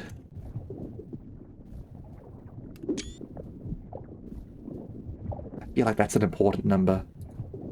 I need to write that down. 104-381-099.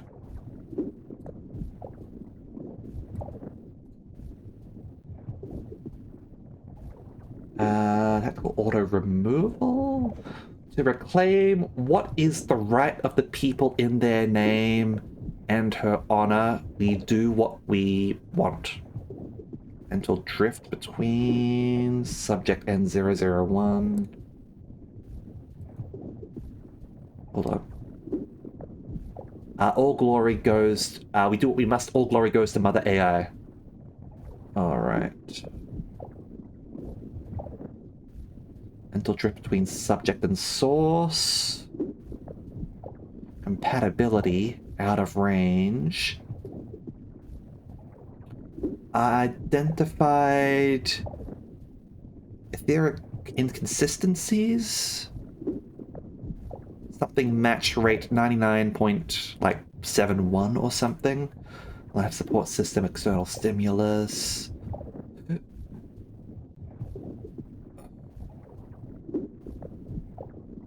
Possibly. Or maybe a hive mind of some kind? Total biorhythms.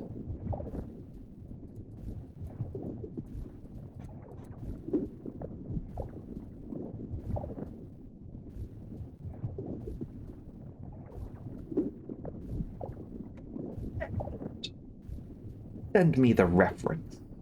It might be useful for review later. Now, run this one again. Once you've started her engram harvest, do the same with the others. Understood. Yep.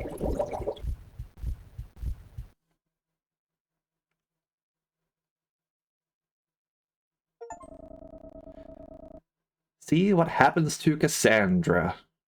Knowledge is power, huh? May 6th. Oh, geez, chapter 14. Planetary calendar 214. Well, yeah, they're, infiltrating the military, to get access to strategy and information. Europa Colony 1, Jovian Colony Fleet 2nd Military Court.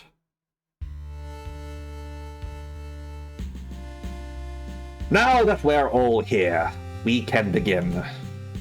As was decided yesterday, this is to be the final day of the inquiry into the events that happened on board the JFS Gundog between April 24th and April 28th.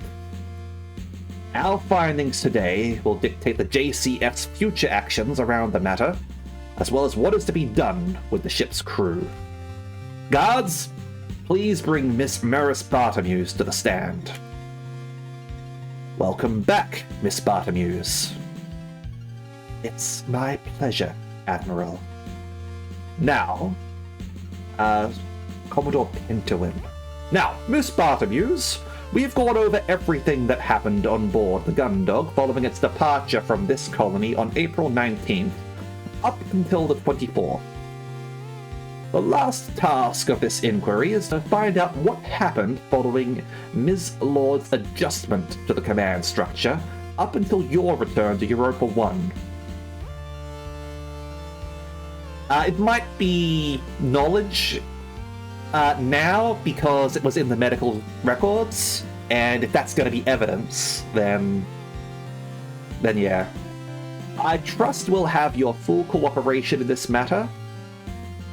Hasn't that already been demonstrated? A yes or a no, Ms. Bartomuse? Yes, Commodore. Thank you. So, we understand that the main effort to counter Ms. Lord's mutiny was made by Chief Engineer Cathays and Lieutenant Denacia. Hey there, Senpai. You're making me hydrate like when I'm already over time. This is cruel and unusual punishment. I'm gonna do it, but, like, I need to finish the damn stream, alright? Give me a moment.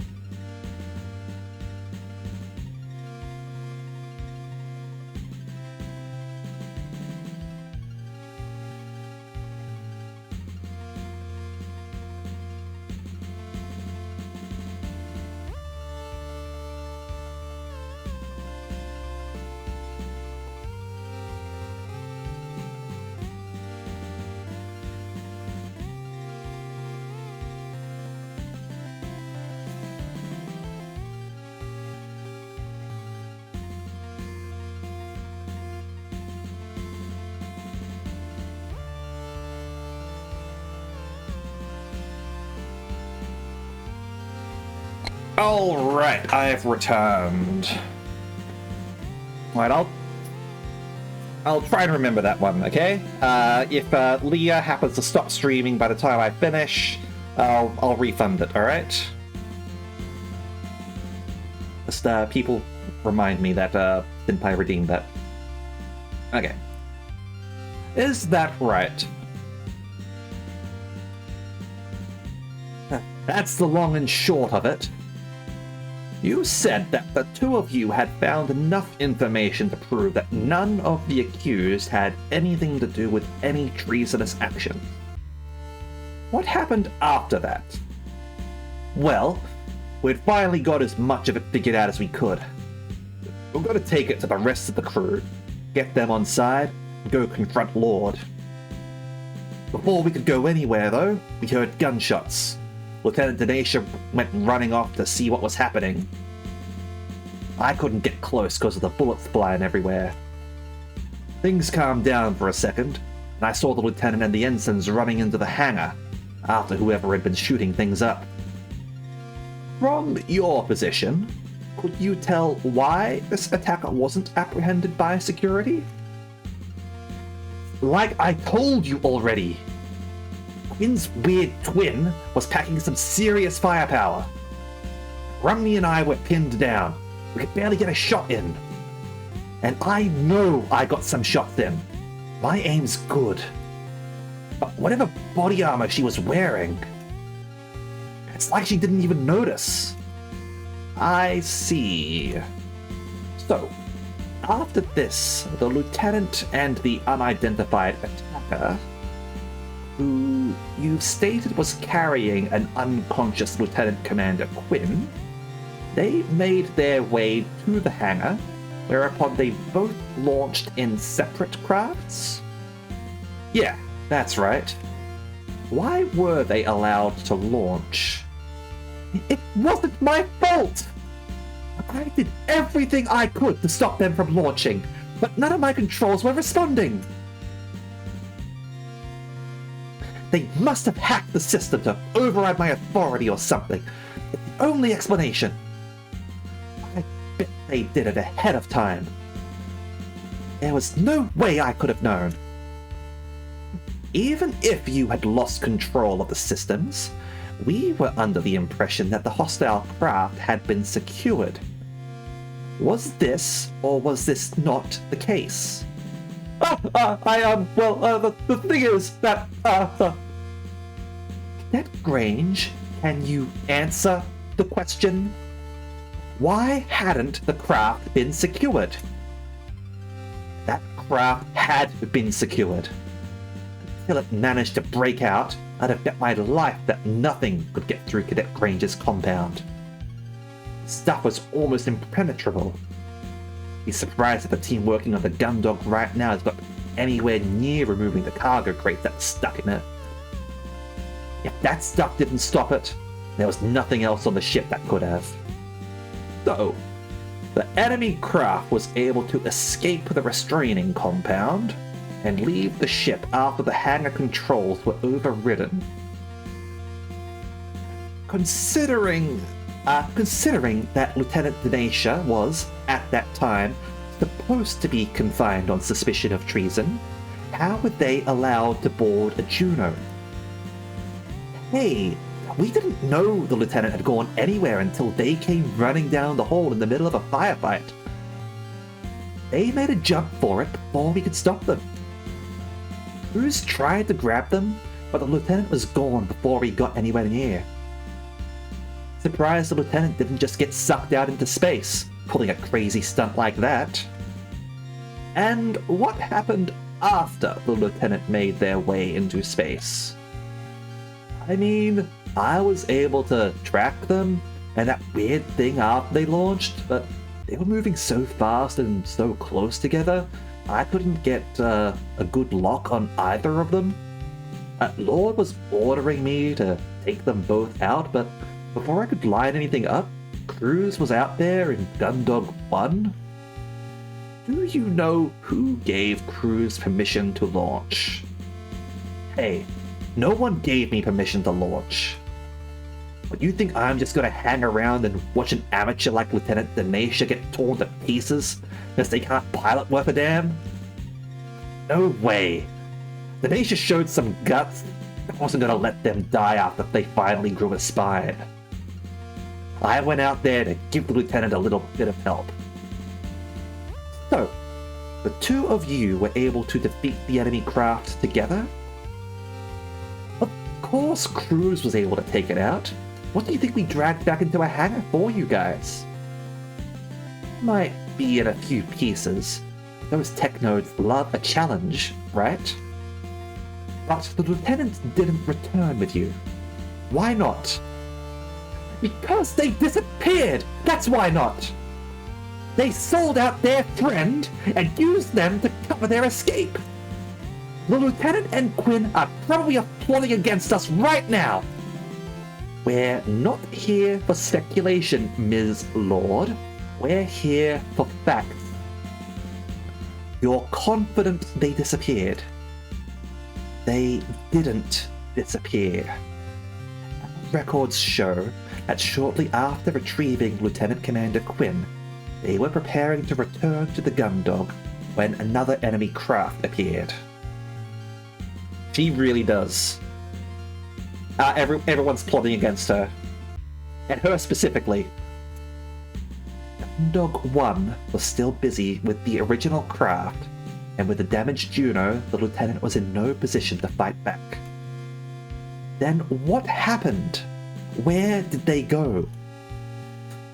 Well, I can't say for sure, but it was like they were dragged off somewhere. Dragged off. That's what it looked like. But I think it may have actually been a boson jump. Oh, we're getting into Nadeshiko here! It is now Nadeshiko time! I love Martian successor Nadeshiko. Hey, what? A boson jump, Commodore. If you think about how our HFDD works, I'm warping the space around the ship to allow it to move significant distances. Then a boson jump does something similar.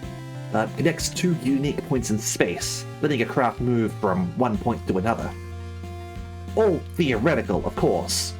I mean, energy requirement alone would. The Nadeshiko Extended Universe. I mean, they clearly love their mecha. Given their mention of burgers and pineapple salad, and like, that's not a coincidence. You get an achievement for ordering a burger. Referencing that scene in War in the Pocket. Alright. Thank you, Chief Engineer Cafes.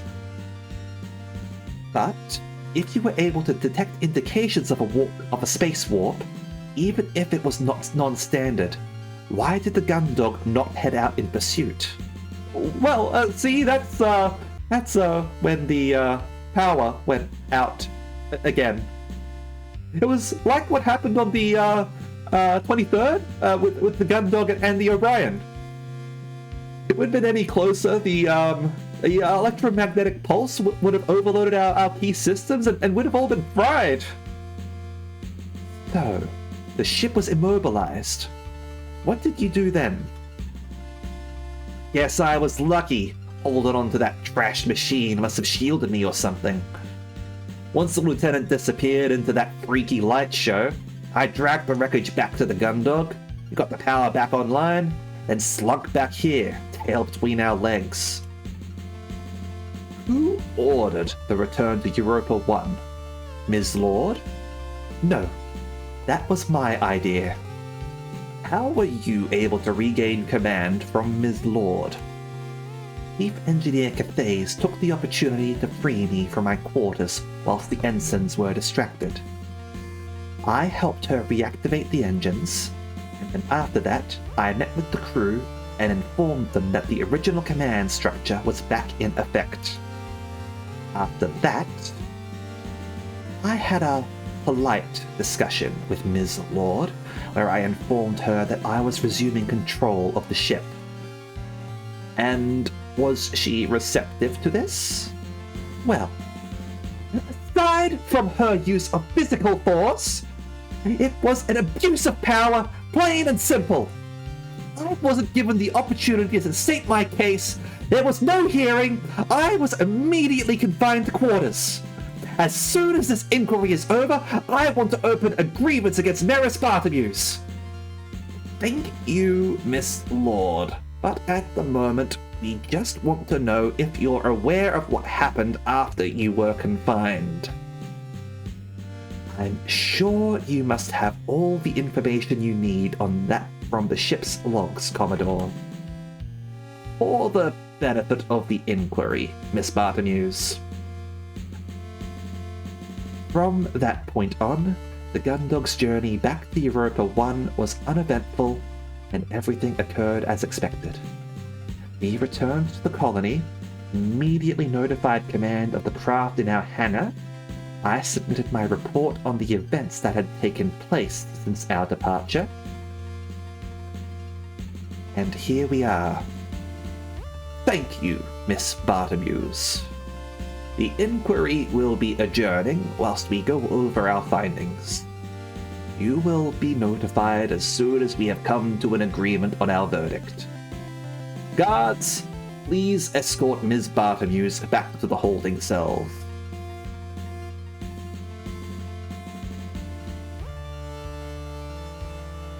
With the exception of some spurious accusations from Ms. Lord, it seems that the crew are all giving relatively consistent testimonies. What do you think, Admiral? Losing someone like Cassandra Quinn is a catastrophe. She was only a lieutenant commander, but she's worked on a multitude of different ships, bases, and installations. In terms of her institutional and process knowledge, if she was interrogated, no saying just how much the enemy would be able to learn from her. They might already have done that. We've been getting reports on attacks on various frontier outposts, with similar patterns to what happened on the Gundog. Loss of power, sudden illness amongst the command structure, attacks appearing out of nowhere. The list of officers we've lost is already too long. Female officers. Captain? Just something I noticed, Admiral. All the officers missing are women. Whatever is going on, we can't let it continue.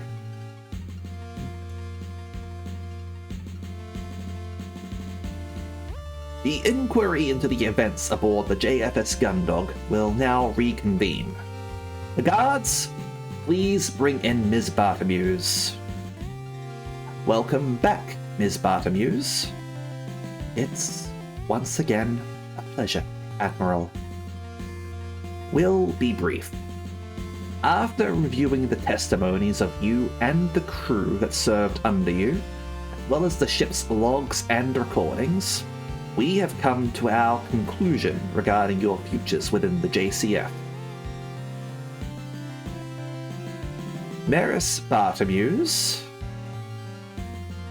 we appreciate the unique circumstances, but it must be acknowledged that you lost control of your vessel. Because of this, we will not be reinstating your rank as captain. I see. But due to your experience with the issues that the Gundog and her crew faced, you will be acting as a special advisor on a newly formed task force aboard its lead ship, the Sylvestris. This rapid response unit will be responsible for handling an increase in similar events to those that impacted the JFS Gundog and JFS O'Brien. A stipulation of this position is that you will be partaking in mandatory psychotherapy with the ship's medical staff for the duration of your role. Understood, Admiral. Thank you. With regards to Hanson Cruise, for participating in a mutiny, you should be dishonorably discharged and facing a minimum of 10 years in prison. However, due to your performance in combat and experience with these new enemy machines, you will be serving as a pilot in a new task force. This role is non-negotiable. In addition, you will be kept under supervision, and your time as part of the task force is in lieu of time served. This will also be the case for Haru Rumney. Hey, won't see me complaining. As for Chief Engineer Mackenzie Cathays, you are to be transferred to the JFS Sylvestris, where you will act as its Chief Engineer. The Sylvestris will serve as the flagship of a new task force. Because of this, we are removing Cadet Dalton Grange from your instruction. But instead, Cadet Grange, you will be transferred to a JCF R&D department, where you will receive appropriate support to develop your new compound into a viable weapon. Thank you, ma'am. That's great. That's... Moving on to Warrant Officer Dylan Dees. We have reviewed your request and decided that it is in the JCF's best interest to give you an honorable discharge from the fleet. Hey there, Sophie. How you going? Good call, ma'am. Your stipend and freedom are, of course, dependent on your ensuring that you do not disclose any information about what happened. Consider the matter highly classified. Don't worry about that, ma'am. Not planning on thinking about this anytime soon. As for Miss Lord, typically, a mutiny against your commanding officer would result in your execution. But I didn't! All the evidence is... Quiet, please, Ms. Lord. However, we do understand that due to the rapid development and confusing nature of events, it did appear that the crew of the ship could have been involved in a conspiracy. Had that been confirmed as the case, you would have followed the appropriate protocol by removing Captain Barbenews from command. Given this, the inquiry has decided to be lenient. You will instead be placed under house arrest pending further investigation. Understood. Thank you, ma'am. Oh, I almost forgot. Dr. Safar Rosarian. Due to his death in the line of duty, he will be given a posthumous 2-rank promotion. As we have been unable to contact any next of kin, the Doctor will receive a public service before his ashes are spread in the Europa Military Memorial Gardens. This judgment hereby concludes the inquiry into the events that happened on board the JFS Gundog between April 24th and April 28th. All decisions are effective immediately. You are... one question before I leave, ma'am. Oh, Barbenews. Go ahead. What is the plan regarding Lieutenant Denacia and Lieutenant Commander Quinn?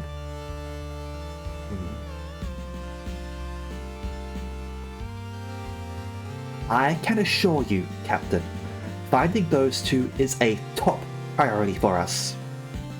I see. Thank you, Captain. As I was saying... Not guilty! You are dismissed. Mission log received. Finish the game! Woo! Time to become Neo and escape ourselves. We have our top men on this case. I mean, they genuinely have an interest in finding us. Like, an unknown enemy is coming after them, and, like, they know that Katsi has a lot of information that, under interrogation, she could give up to them. So... like, I believe them when they say that they have their top men on the case. Top men and women. And people of diverse gender.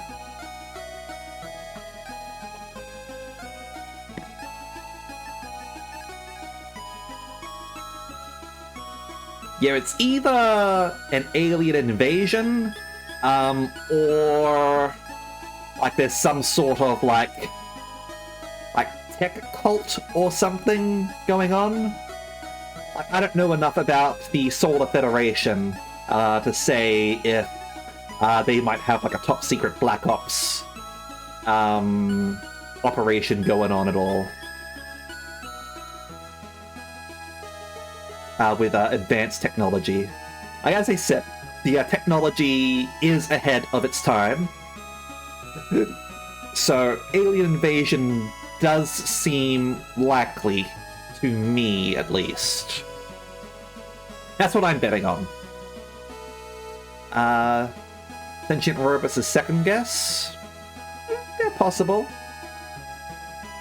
The Mechanicus, I knew it! No, Mars isn't the Mechanicus. Mars is on our side. This was an excellent game. I was on the edge of my seat throughout the entire thing, except for obviously the more slice of life parts, which I 100% enjoyed as well. When the second episode of this comes out, I will definitely be purchasing and streaming that. I do urge people to buy the game themselves. Obviously, as a visual novel, when you watch a stream of it,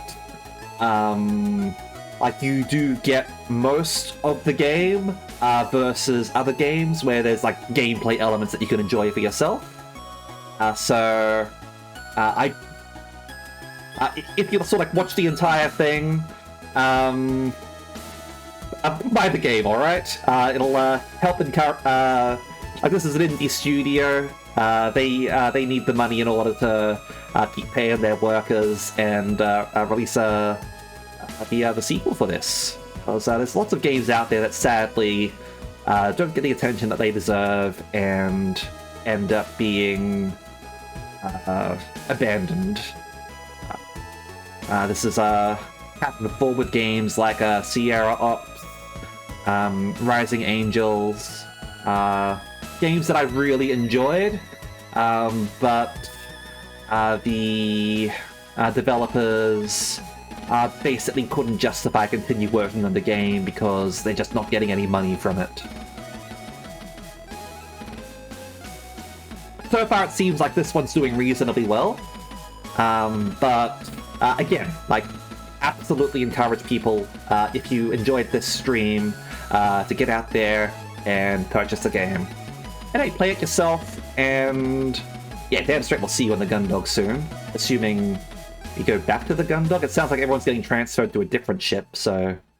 yeah. That was a lot of fun. Team up with the captain and see her epilogue. The way it's supposed to be. Alright, so I guess you've got an option to team up with Vanessa, I guess? No way I'd do that. Alright. But maybe you want to check out that option there. But yeah, that's Gundog for your people. And we only went an hour over time. Only an hour. I'm gonna have to basically quickly go have a shower and go to bed almost straight after this stream. Now, we did have a request for a specific person to raid, which is Leah Panthera. So search raid. Go over there. Hopefully they're still streaming, right? It's connected, so I assume so. All right. Now, as for what we're doing for the rest of the week, now Saturday we're probably not going to be streaming, unfortunately. I might, if I'm feeling particularly motivated, do a Super Robot Wars stream. But, like, just assume that it isn't going to be happening because I'll be tired. But Sunday, definitely Super Robot Wars X, alright? Unless something comes up. As for the rest of the week, well, geez, I might have to decide on a new game to stream. Like, I'll have to decide if I want to do get back to Atelier Ryza, or if we want to like try something else out. There's like definitely a few other games that I really want to get around to streaming, so we'll think about it. I might make an executive decision. I might put a vote up on Discord. We'll see. All right. Anyway, thank you very much as always, and I hope to see you all next time. Okay. See ya.